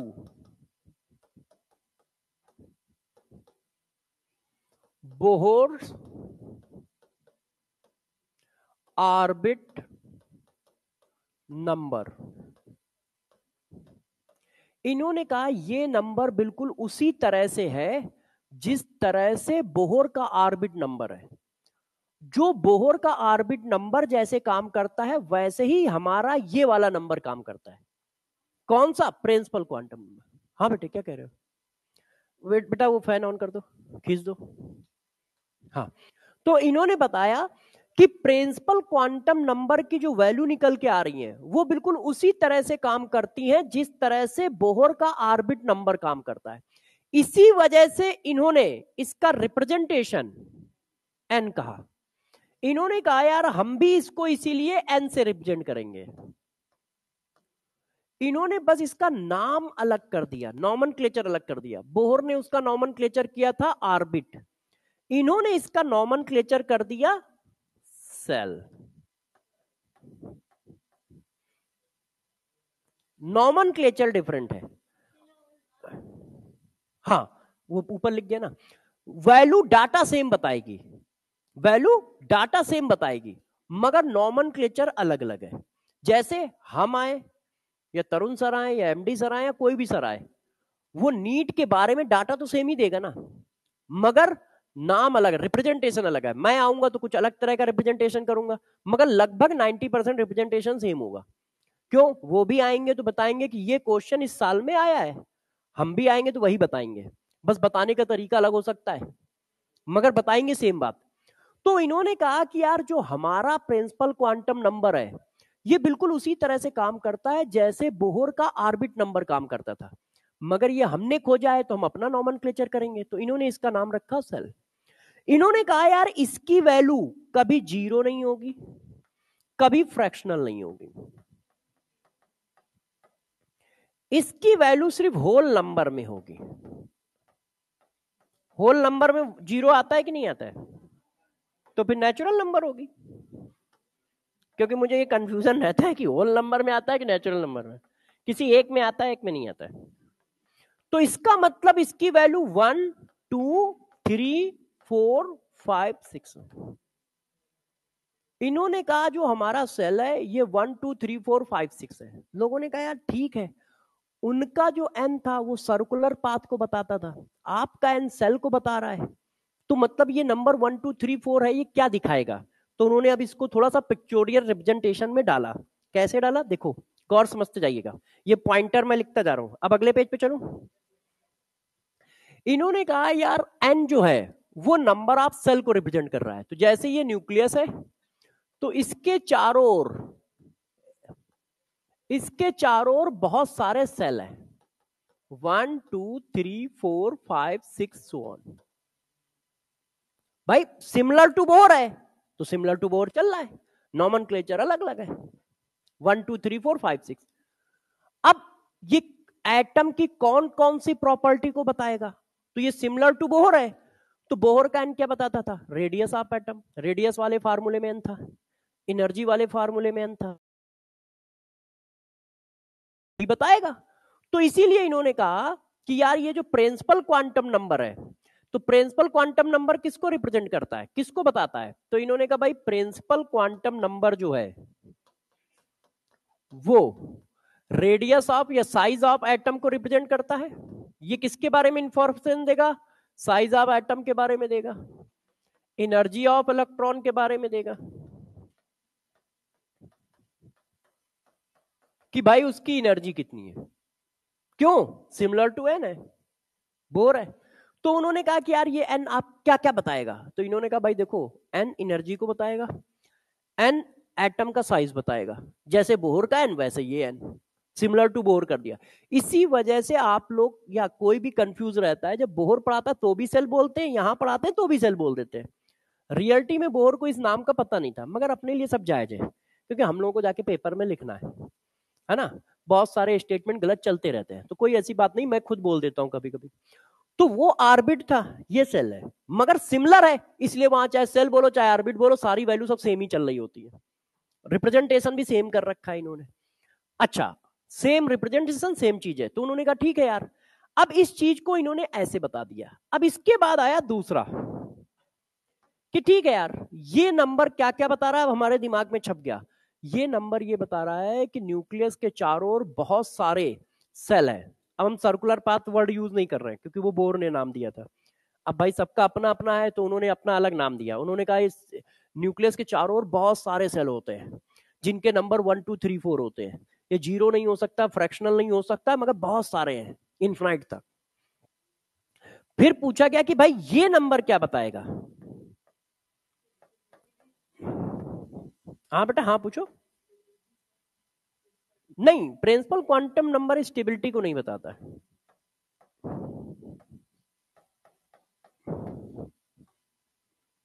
azimuthal quantum number. इन्होंने कहा प्रभु ये नंबर क्या बताएगा, वो नंबर क्या बताएगा, आपने बता दिया। उससे हमें इतनी बात पता चल गई कि एटम के चारों ओर बहुत सारे पट्टे हैं, सेल हैं। उन सेल को 1 2 3 4 5 6 बोला जा रहा है, ये बात पता चल गई। और इससे ये पता चल गया कि यार न्यूक्लियस से लेके लास्ट सेल तक की डिस्टेंस है, वो एटम की रेडियस हो जाएगी, एटम का साइज बता देगा, एनर्जी बता देगा, और कुछ नहीं पता चला। अब ये एजीमुथल क्वांटम नंबर देखो क्या बताता है। इन्होंने कहा कि यार ये जो है, गौर सुनते जाइएगा, इन्होंने कहा value of L depend upon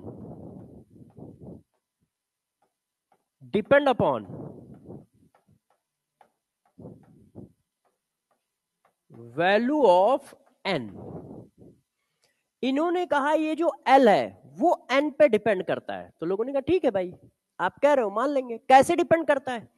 तो इन्होंने कहा एल की जो वैल्यू है वो 0 टू n-1 तक जाती है। 0 टू n-1 तक जाती है, जैसे ये लिखा हो। अब x की वैल्यू डालोगे तो y की वैल्यू आएगी। तो y की वैल्यू क्या है, x पे डिपेंड कर रही है कि?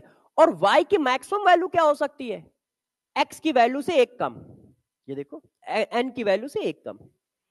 तो इसी तरह से इन्होंने ये लिख दिया कि भाई जो l है, l की जो वैल्यू होगी वो 0 टू n-1 होगी। उन्होंने कहा ठीक है, मतलब क्या हुआ? तो इन्होंने देखो मतलब समझाया। इनका कहना था कि यार यदि n इक्वल टू 1 है, इसका मतलब सेल नंबर 1 है कि नहीं? तो l की वैल्यू कितनी आएगी, 0 आएगी। वैल्यू 0 आ रही है, तो उन्होंने कहा ठीक है मान लेते हैं, ये एक नंबर आ रहा है निकल के। अब ये नंबर क्या रिप्रेजेंट करेगा, अभी हमें ये भी बताना पड़ेगा। अभी तो नंबर से नंबर आ रहा है। उन्होंने कहा ठीक है भाई, आप कह रहे हो मान लेते हैं कि भाई पहले सेल में एक वैल्यू आई। इनसे पूछा गया n इक्वल टू 2 होगा, मतलब सेकंड सेल। तो इसमें n l की वैल्यू कितनी आएंगी? तो 0 से कहां तक जाना है, एक कम तक। तो 0 और 1 ऐसे। तो इन्होंने कहा यार ये बताओ, ये नंबर तो हमें समझ में आ गया कि n की वैल्यू ये डालेंगे तो l की वैल्यू ये आएगी, तो नंबर निकालना तो हमने सीख लिया। मगर ये एटम के अंदर क्या बता रहा होगा? भाई एक नंबर से दूसरा नंबर निकालना हमने सीख लिया, n की वैल्यू ये डालते जाओ, y की वैल्यू ये आती जाएगी, ये तो हम सीख गए। मगर ये एटम के अंदर क्या रिप्रेजेंट कर रहा होगा? तो जरा गौर से देखो। इन्होंने कहा यार इसका पहले नॉमेनक्लेचर करो। उसका नाम रखा गया सेल, इसका नाम क्या रखा गया, गौर से देखो।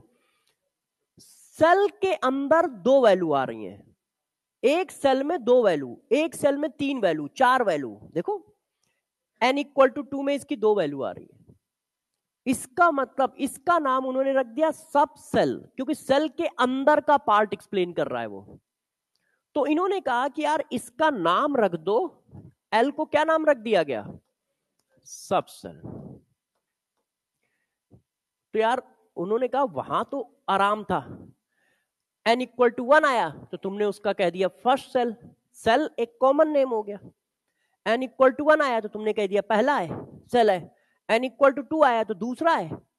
अब यहां तो यार 0 1 2 3 आ रहा है, तो तुम क्या कहोगे, सबसेल 0, सबसेल 1, सबसेल 2, सबसेल 3?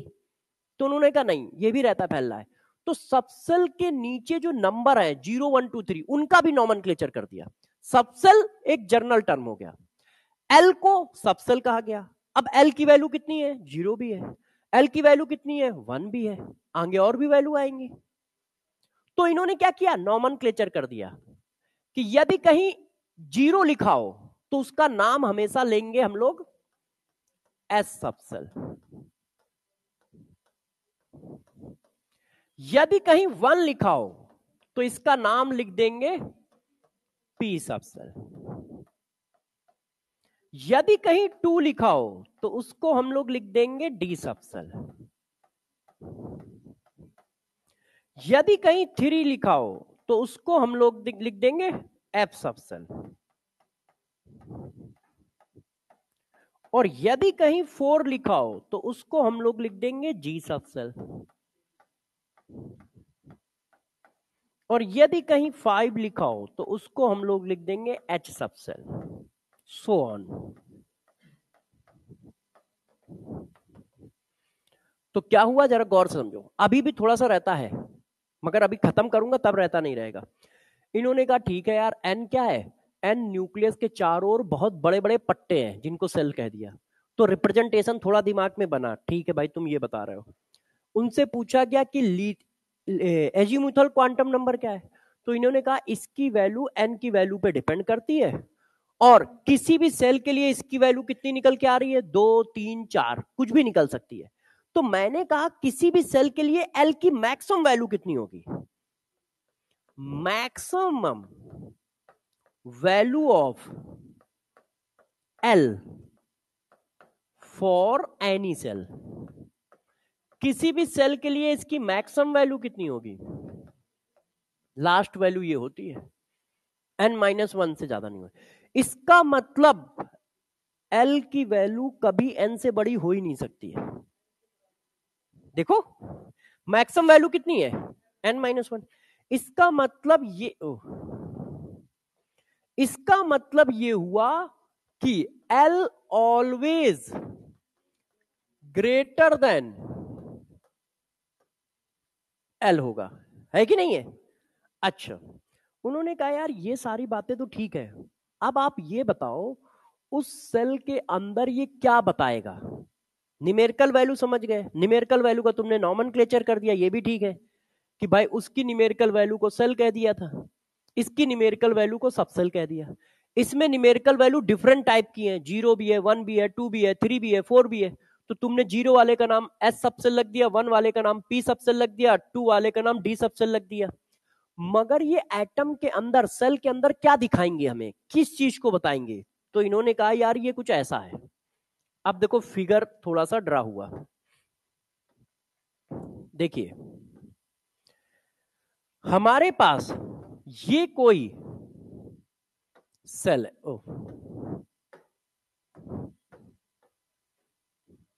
ये देखिए हमारे पास ये एक सेल है।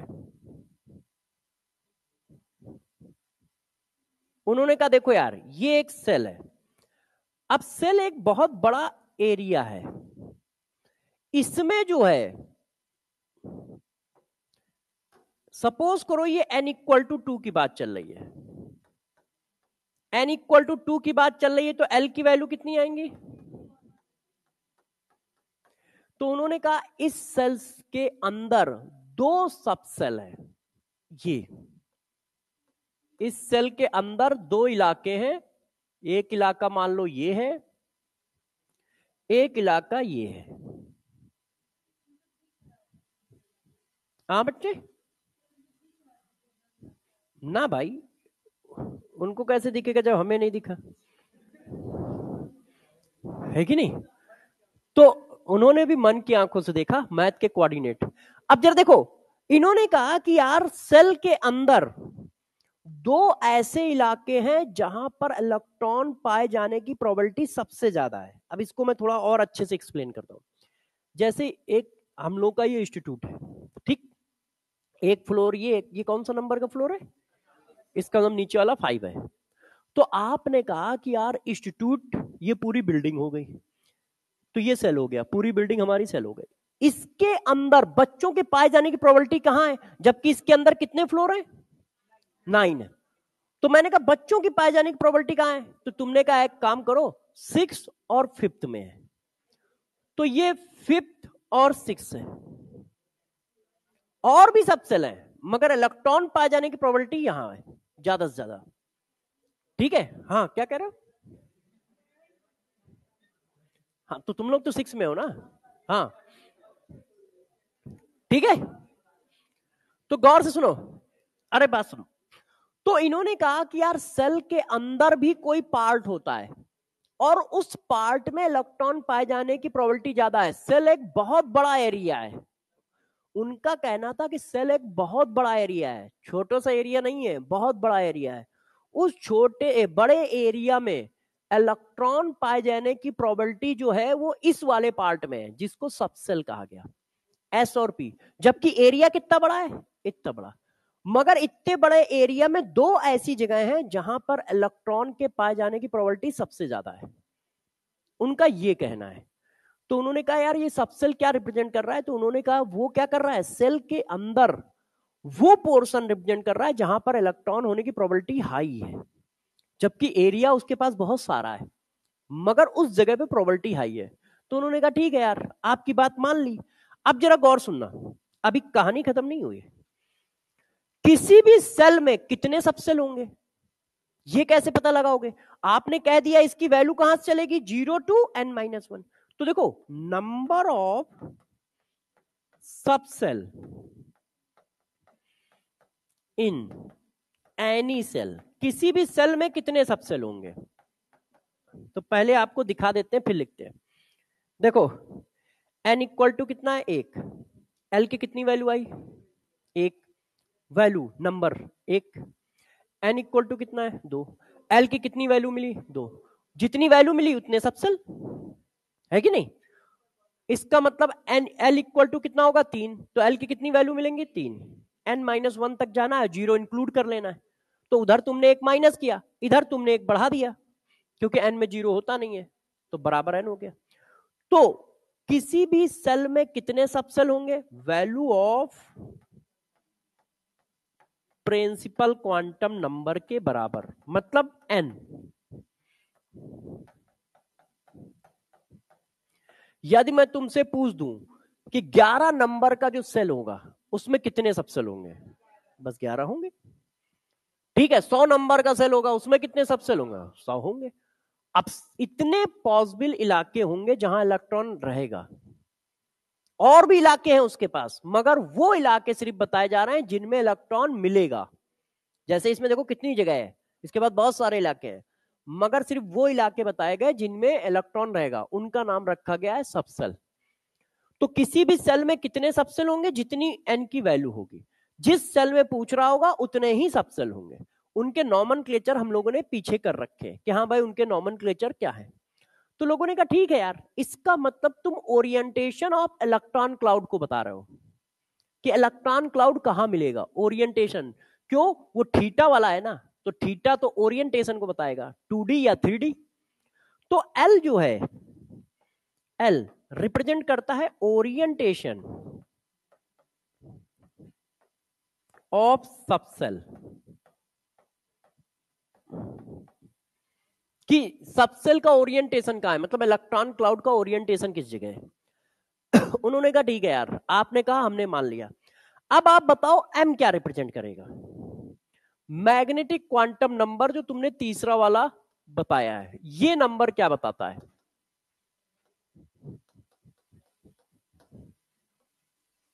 तो इन्होंने कहा देखो यार, ये क्या बताएगा, value of M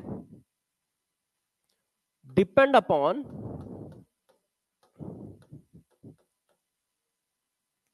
value of L.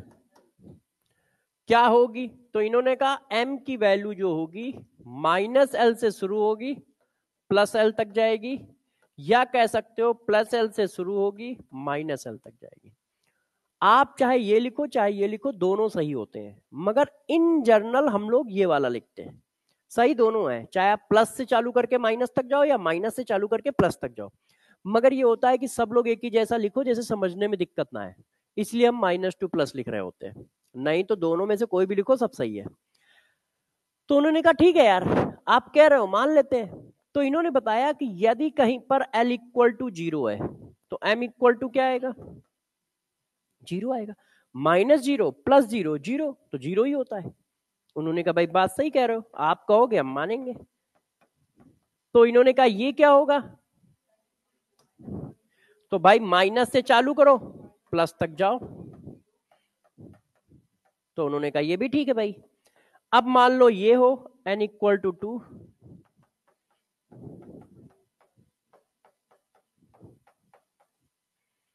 तो एक नंबर से दूसरा नंबर कैसे निकाला जाए ये तो इन्होंने सिखा दिया कि भाई यदि l = 0 है तो m 0 आएगा, l = 1 है तो m -1 0 + 1 आएगा, n = 2 है तो m = -2 -1 0 + 1 + 2 आएगा।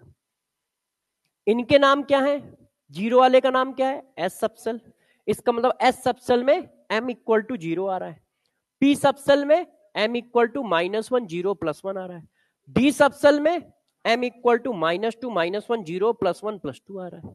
यही तो हुआ। तो उन्होंने कहा ठीक है भाई, वैल्यू निकालना हमने सीख लिया, एक वैल्यू से दूसरी वैल्यू निकालना हमने सीख लिया। अच्छा, अब ये वैल्यू आती कितनी है ये भी चेक कर लेते हैं।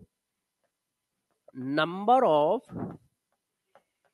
Value of m is equal to, check करो, देखो एक है, एक है, एक है तो 3 है, 2 है तो 5 है।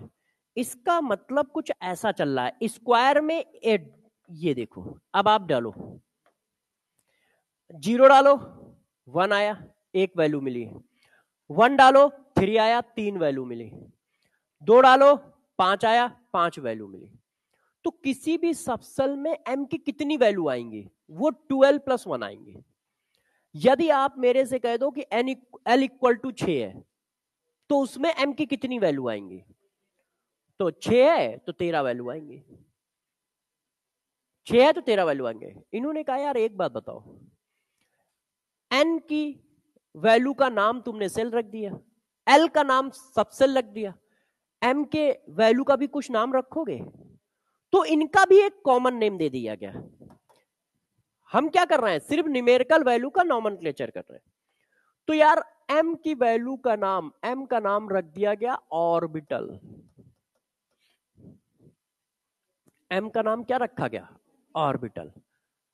ठीक है, ऑर्बिटल। उन्होंने कहा यार ये कैसे पता चलेगा ये इसका ऑर्बिटल है या इसका है या इसका है? भाई तुमने ऑर्बिटल बोल दिया, तो हमको कैसे पता चलेगा कि ये p सबसेल का ऑर्बिटल है या s सबसेल का ऑर्बिटल है या d सबसेल का ऑर्बिटल है? ऑर्बिटल तो एक कॉमन नेम है, तो हमें कैसे आइडिया लगेगा ये किस सबसेल का ऑर्बिटल है? तो इन्होंने कहा हाँ यार यहाँ पे दिक्कत है, इसका नॉमेनक्लेचर और करो, ये तो कॉमन नेम है।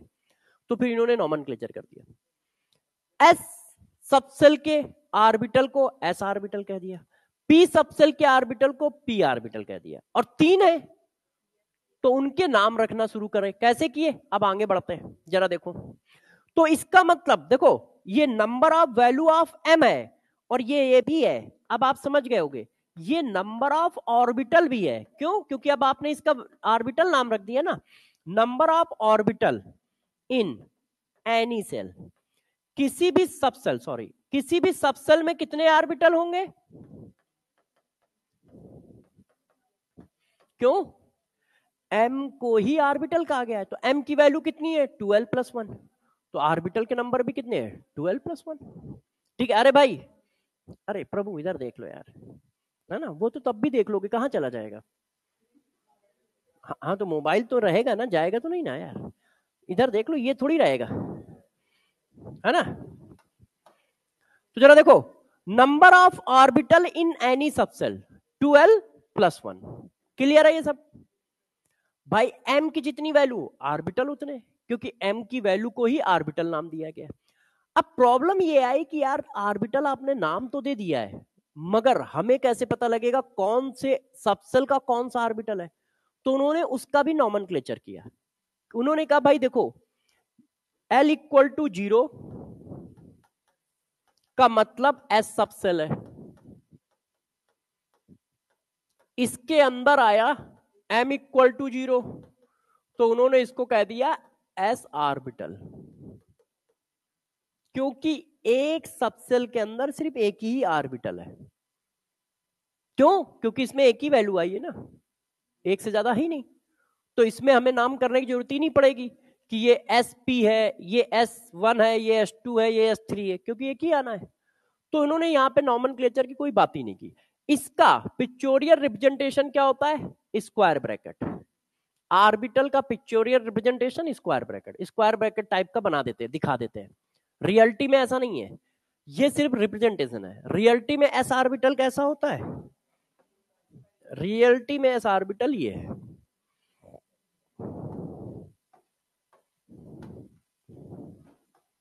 ये एस ऑर्बिटल है रियलिटी में।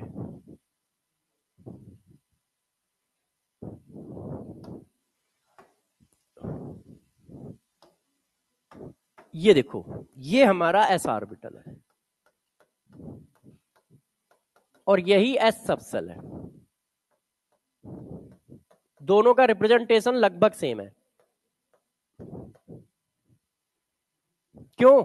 एक ही सबसेल में एक ही ऑर्बिटल है, इसलिए दोनों का रिप्रेजेंटेशन सेम है। बाकी सब में ऐसा नहीं होगा, इसमें सेम है। एस सबसेल कोई कहे तो भी यही बना दोगे, एस ऑर्बिटल कहे तो भी यही बना दोगे।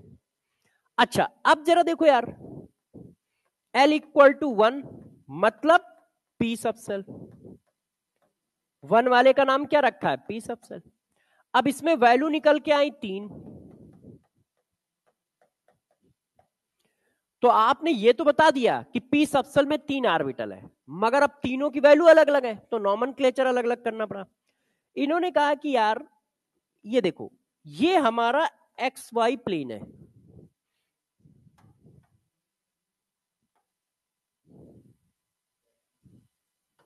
चलो जेड प्लेन भी इसी में खींच लेता हूं। देखो ये x है, ये y है, ये z है। इन्होंने जो m इक्वल टू, अच्छा नाम अभी लिख देता हूं, इसको नाम दिया px।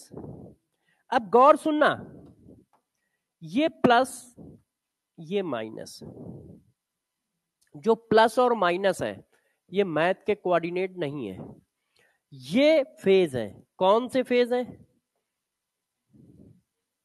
ये ध्यान रखना, मैथ के कोऑर्डिनेट नहीं है, ना किसी तरह का चार्ज है, ये वेव के फेज है।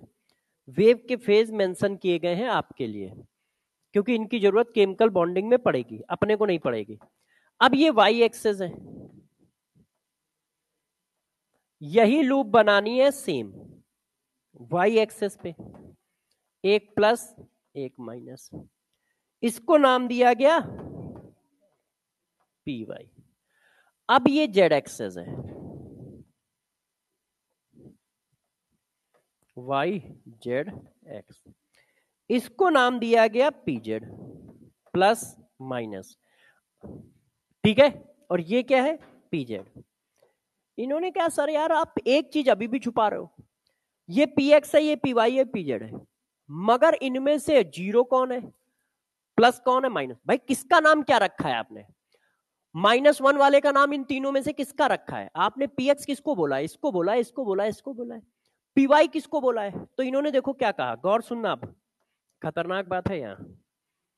इन्होंने कहा देखो pz इक्वल टू 0 होता है, ये तो हमें पता है, मगर x और y में से कौन सा +1 है, कौन सा -1 है, ये हमें नहीं पता है। कोई एक +1 है, कोई एक -1 है। z एक्सेस डिफाइन है, मगर इसमें से एक +1 है, एक -1 है, मगर आप ये नहीं कह सकते यही -1 है। क्यों? x की वैल्यू x² इक्वल टू 4 आया था, तो x इक्वल टू +2 -2 आ गया। इससे ये पता चल गया कि x की दो वैल्यू पॉसिबल है, एक +2 एक -2। मगर यार कौन सी वैल्यू किसकी है ये थोड़ी पता चल पाएगा। ये पता चल गया कि दो रूट है, एक +2 एक -2। तो यार ऐसा ही कुछ निकल के आ गया।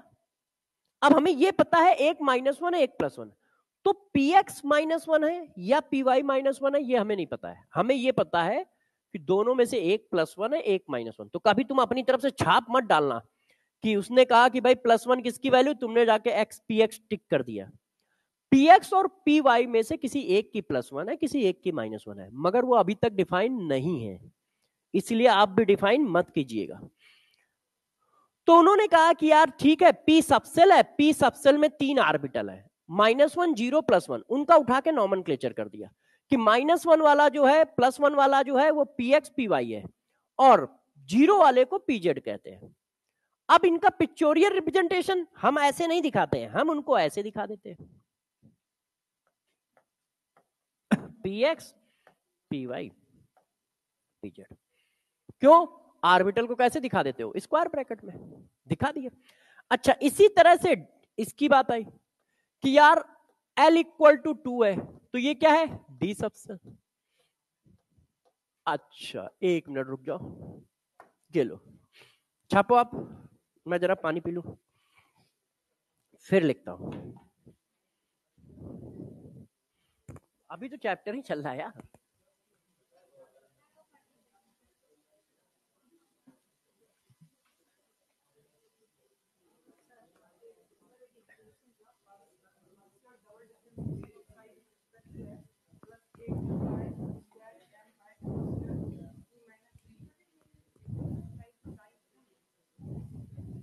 वो उसी के सॉल्यूशन है जब उसको सॉल्व करोगे एनर्जी के रिस्पेक्ट में। क्वेश्चन दिखाओ तब बता पाएंगे फिर, है ना? एक बार क्वेश्चन दिखाना, ऐसे कैसे बता दे। अच्छा देखो L equal to 2, L equal to 2 है तो M की वैल्यू कितनी आई? -2 -1 0 +1 +2। अब यार इनका भी नॉमेनक्लेचर करना पड़ेगा, तो देखो इनका नॉमेनक्लेचर कैसे है।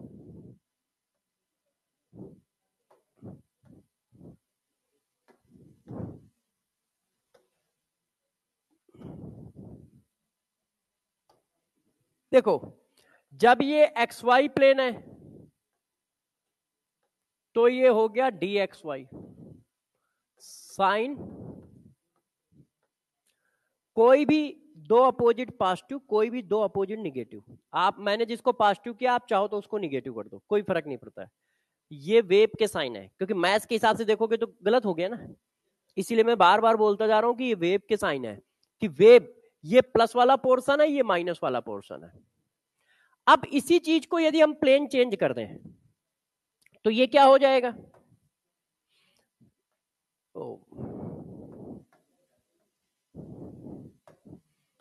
ज्यादा आसान ये होगा ना कि इसी को कॉपी कर दो, है कि नहीं?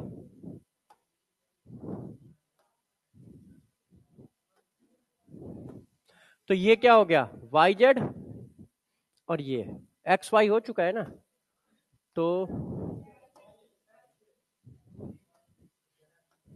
ZX है यार। तो देखो ये है DXY ऑर्बिटल, ये है DYZ ऑर्बिटल, ये है DXZ ऑर्बिटल। अब ये X है ये Y है ये S है।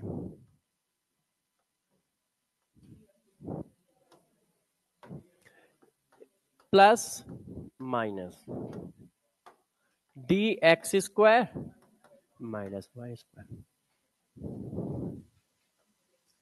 देखो एक प्लेन पे रिंग बनी है और उससे परपेंडिकुलर ये लूप बनी है, ये जेड एक्सेस है, तो इसको बोलते हैं DZ स्क्वायर। ठीक है, प्लेन पे क्या बना दो? रिंग बना दो, इसके ऊपर एक परपेंडिकुलर लूप एक इसके नीचे परपेंडिकुलर लूप, ये DZ स्क्वायर है। तो यार इन्होंने इनके भी नॉमेनक्लेचर कर दिए ये। अब कौन किसका नाम है? तो सिर्फ ये डिफाइन है और कोई नहीं, इसको जीरो कहते हैं और हम लोगों को कुछ नहीं पता है। अब इसमें से गौर समझिएगा, इसमें से किसको क्या कहते हैं हमें नहीं पता है। D X Y, D X square Y square, इनमें से कोई +2 है, कोई -2 है। कौन +2 कौन -2 नहीं पता। वाई जेड और एक्स जेड, इनमें से कोई +1 है, -1 है, हमें नहीं पता है। सिर्फ जेड वाला पता है कि डी जेड स्क्वायर की वैल्यू 0 है, बाकी किसी के नॉमेनक्लेचर नहीं पता है। बस ये पता है कि इनमें से एक +1 वाला है, एक -1 वाला है। तो इन्होंने बताया कि यार सेल के अंदर सबसेल के अंदर ऑर्बिटल, तो ये हुआ पिक्चोरियल रिप्रेजेंटेशन कैसा होगा। अभी तक तो न्यूमेरिकल नंबर चल रहा था, अब देखो, अब हम उसको रिप्रेजेंट करते हैं। ये क्या है, इसका नाम तुमने रखा एस, इसका नाम रखा तुमने पी। अब इसके अंदर 3 ऑर्बिटल, इसके अंदर 1 orbital.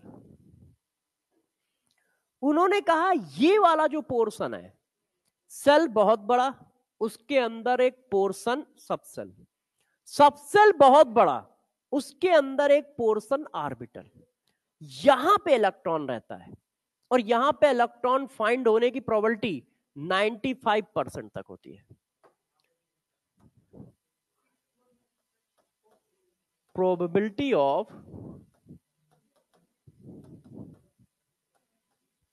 finding of electron in orbital, और ये बहुत इजी है आपके लिए, जरा देखो बताता हूं।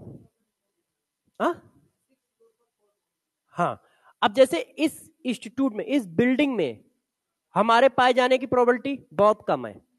क्यों? क्योंकि यार इस बिल्डिंग में बहुत बड़ा एरिया है, बहुत बड़ा एरिया है, तो उसमें प्रोबेबिलिटी कम आई।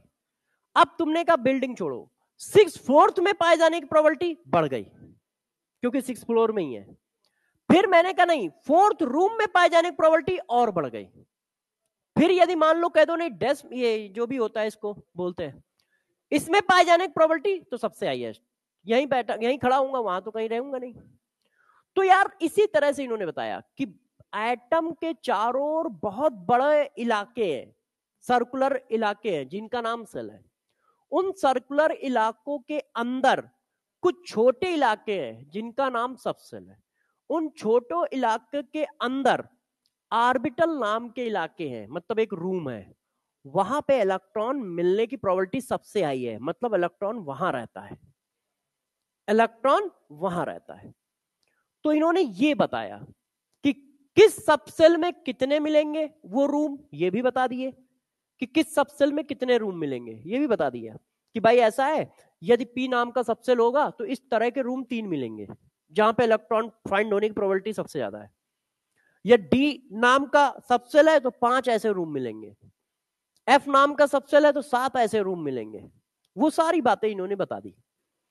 तो इन्होंने क्या किया है, सिर्फ एड्रेस डिफाइन किया है कि इलेक्ट्रॉन कहां मिलेगा, कैसे रहता है अभी चर्चा नहीं है, कैसे अरेंज होगा अभी चर्चा नहीं है, ये है कि यहां मिलेगा, बस ये मिलेगा चल रहा है कि भाई ऐसा है, न्यूक्लियस के इतनी दूर पे मिलेगा, क्योंकि एन की वैल्यू मिल गई तो न्यूक्लियस से डिस्टेंस मिल गई। तो देखो न्यूक्लियस से इतनी दूर पे सर्कुलर पाथ पे मिलेगा, इतने बड़े सर्कुलर पाथ पे मिलेगा। जैसे ही तुमने सबसेल बता दिया तो उन्होंने कहा इस सर्कुलर पाथ के इस पोर्शन में मिलेगा। जैसे ही तुमने एम बता दिया तो उन्होंने कहा इस पोर्शन के इस पोर्शन पे मिलेगा। बस इतना बताया है अभी तक हम लोगों ने, इतना डिफाइन किया है और कुछ नहीं बताया है। तो वह ठीक है यार, आप कह रहे हो मान लेते हैं कि कहां मिलेगा कैसे मिलेगा, ठीक है। तो अब ये हुआ कि यार प्रिंसिपल क्वांटम नंबर के बाद मैग्नेटिक क्वांटम नंबर ये सारी बातें बता रही है कि हाँ भाई कितने पोर्शन है जहां पे इलेक्ट्रॉन मिलने की प्रोबेबिलिटी है और कैसे कैसे निकालोगे। तो अब बात आती है स्पिन क्वांटम नंबर की कि यार ये स्पिन क्वांटम नंबर क्या है। ये जोड़ा गया है बाद में, जब, हाँ नहीं अभी तो है, ये जोड़ा गया है बाद में। तो बाद में क्या जोड़ा गया है, रुक जाओ आपको सही समय पे छोड़ देंगे, परेशान ना हो। अरे बहुत बड़ा चैप्टर है।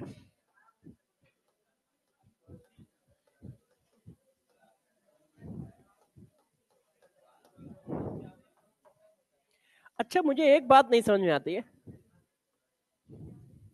वैसे स्टूडेंट लाइफ में ये होता है, क्योंकि मजा तो कहीं और होता है ना? पढ़ाई में कहाँ मजा होता है, बच्चों को पढ़ाई में कहाँ मजा आता है? हाँ, तो चलो इधर आओ, आप बताएंगे नहीं, ऐसा है, इतनी जल्दी नहीं फंसा सकते हो।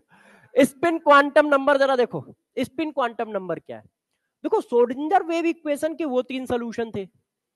जब बात आई इलेक्ट्रॉन के भरने की, ये क्वांटम नंबर बाद में आया है, ये क्वांटम नंबर बाद में आया। जब इलेक्ट्रॉन के फिल करने की बात आई, तब एक प्रॉब्लम क्रिएट हुई, तब ये क्वांटम नंबर बना कि एक ऑर्बिटल में, आप लोग तो मान लो टैलेंटेड हो, वो कम है, आपको तो पता ही है एक ऑर्बिटल में 2 इलेक्ट्रॉन होते हैं। तो ये हुआ कि यार एक ऑर्बिटल में 2 इलेक्ट्रॉन होते हैं, तो उनकी स्पिन क्या रखी जाएगी? दोनों सेम स्पिन में होंगे या अपोजिट स्पिन में होंगे? तब स्पिन क्वांटम नंबर की बात आई कि नहीं यार, एक क्वांटम नंबर और डिफाइन करो। तो स्पिन क्वांटम नंबर में क्या है, जो अपवर्ड है उसकी स्पिन को हम लोगों ने +½ से रिप्रेजेंट किया है, जो डाउनवर्ड है उसकी स्पिन को हम लोगों ने -½ से रिप्रेजेंट किया है। और ये क्या है? ये सोल्यूशन नहीं है श्रोडिंगर वेव इक्वेशन का, ध्यान रखिएगा, ये वैसे मैं लिख चुका हूं, ठीक है? तो स्पिन क्वांटम नंबर क्या है? वो मैग्नेटिक बिहेवियर को बताता है कि उसका मैग्नेटिक बिहेवियर कैसा है। +½ अपवर्ड के लिए इन्होंने +½ साइन बना दिया, डाउनवर्ड के लिए उन्होंने -½ का रिप्रेजेंटेशन कर दिया कि यदि कोई इलेक्ट्रॉन ऐसा दिखे तो उसके लिए +½ बनाओ, यदि कोई इलेक्ट्रॉन ऐसा दिखे तो उसके लिए -½ बनाओ। तो ये मैग्नेटिक बिहेवियर का रिप्रेजेंटेशन है, वो भी किसके? जेड एक्सेस के लॉन्ग, क्योंकि वही वाली एक्सेस डिफाइन है ना? तो ये क्या बताता है? ये बताता है magnetic behaviour, magnetic behaviour of electron along Z axis, ठीक है? रिप्रेजेंटेशन ऐसा है कि क्लॉकवाइज के लिए उन्होंने +1 कर दिया, क्लॉकवाइज, इसको क्लॉकवाइज कहते हैं, इसको एंटी क्लॉकवाइज कहते हैं।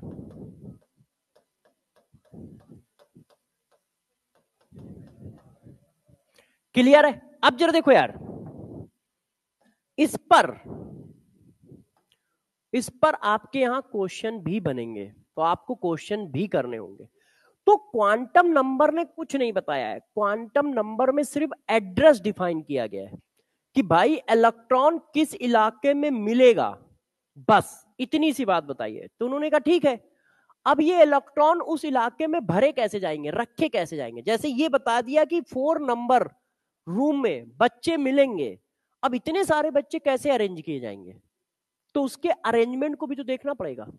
तो इलेक्ट्रॉन के अरेंजमेंट को बताया गया 3 रूल से, above principle, Pauli's exclusive principle and Hund's rule. इन तीनों ने क्या मिलकर बताया? इन तीनों ने बताया कि इन इलाकों में इलेक्ट्रॉन कैसे रखे जाएंगे, उनका अरेंजमेंट क्या होगा। तो इलेक्ट्रॉनिक अरेंजमेंट को कौन बता रहा है? ये बता रहा है। तो ये जो इलेक्ट्रॉनिक अरेंजमेंट है, electronic arrangement of electron in atom, ये देखो, तो इलेक्ट्रॉनिक अरेंजमेंट बताने से पहले कुछ पॉइंट बता देता हूं जो आपको आते हैं मगर एक जगह पे लिखे रहेंगे, जो मैंने बीच बीच में कहीं ना कहीं लिखे हैं वो एक जगह पे कर देता हूं। जैसे पहली बात, number of subshell in any shell, किसी भी सेल में कितने सबसेल होंगे? n, प्रिंसिपल क्वांटम नंबर के बराबर। जैसे आपको निकालने में दिक्कत ना है, आप जल्दी जल्दी इस चीज को निकाल सको। Number of orbital in any shell. अब गौर से देखो, मैं सेल में लिख रहा हूं जबकि वहां सबसेल में लिखाया है। सेल में कितने होंगे ऑर्बिटल के नंबर? तो वो कितना होगा? n²। आप चेक करके देख लो। देखो, यहां पे चेक करो, n = 1, l = 0, 0, 1 का स्क्वायर 1, एक वैल्यू है, देखो एक वैल्यू है। n इक्वल टू 2 तो 0 1 आता है ना, n इक्वल टू 2 तो क्या हुआ, तो देखो 4 ऑर्बिटल, 1 2 3 4 स्क्वायर हो गया। n इक्वल टू 3 तो ये 3 वैल्यू आएंगी। अब काउंट करो, 1 2 3 4 5 6 7 8 9, 3 का स्क्वायर 9। तो ऑर्बिटल किसी सेल में कितने होंगे, किसी सेल में ऑर्बिटल होंगे n स्क्वायर। अब किसी सबसेल में कितने होंगे, जैसे कंफ्यूजन ना आए, एक ही जगह पे number of orbital in subshell, उसका फार्मूला या उसकी वैल्यू ये है। तो सेल में पूछा जाए तो n स्क्वायर डालोगे, सबसेल में पूछा जाए तो 2l + 1 रखोगे। हाँ बेटे,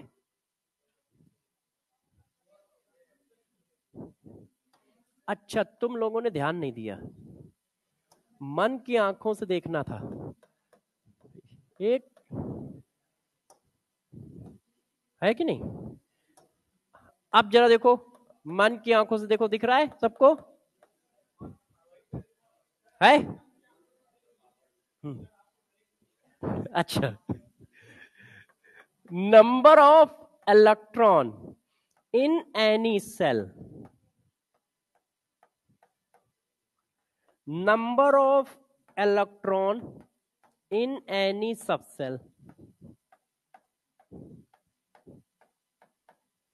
सेल में क्या है, ऑर्बिटल मिल गए, 2 का मल्टीप्लाई मार दो, ऑर्बिटल मिल गए, 2 का मल्टीप्लाई मार दो,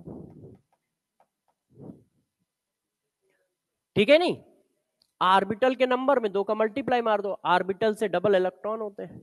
ये देखो आ गए, इतनी बातें समझ गए, ये सारी बता रखी मगर एक जगह पे कर दी तो थोड़ा सा ठीक रहेगा।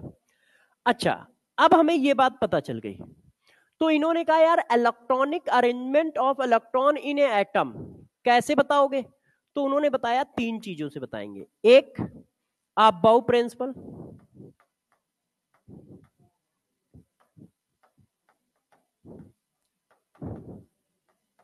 दूसरा पॉलीज, तीसरा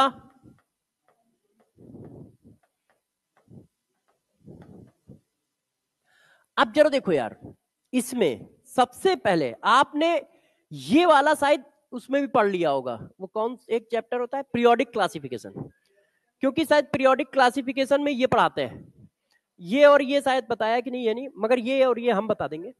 तो देखो, क्योंकि वहां इलेक्ट्रॉनिक कॉन्फ़िगरेशन सीखते हो ना। अब जरा देखो बच्चों, बस इसके बाद आपको छोड़ देंगे।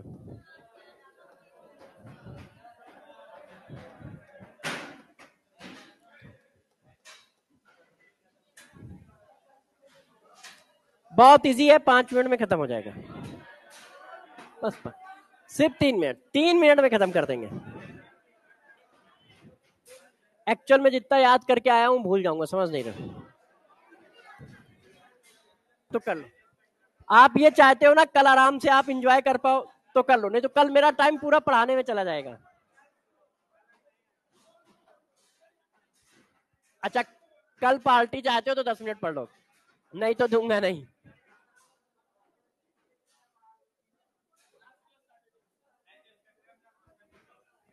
बस इसको पढ़ा लेना, ठीक है,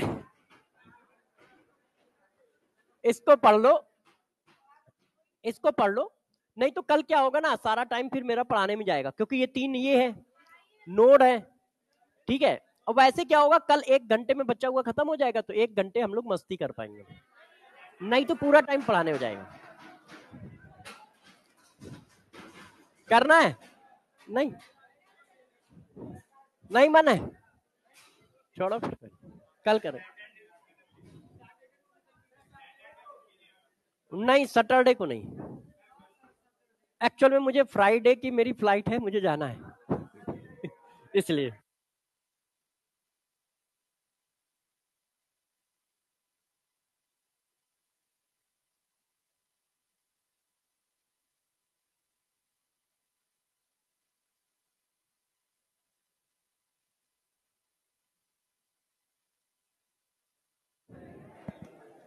हाँ बताओ भाई, पढ़ा दिया जाए।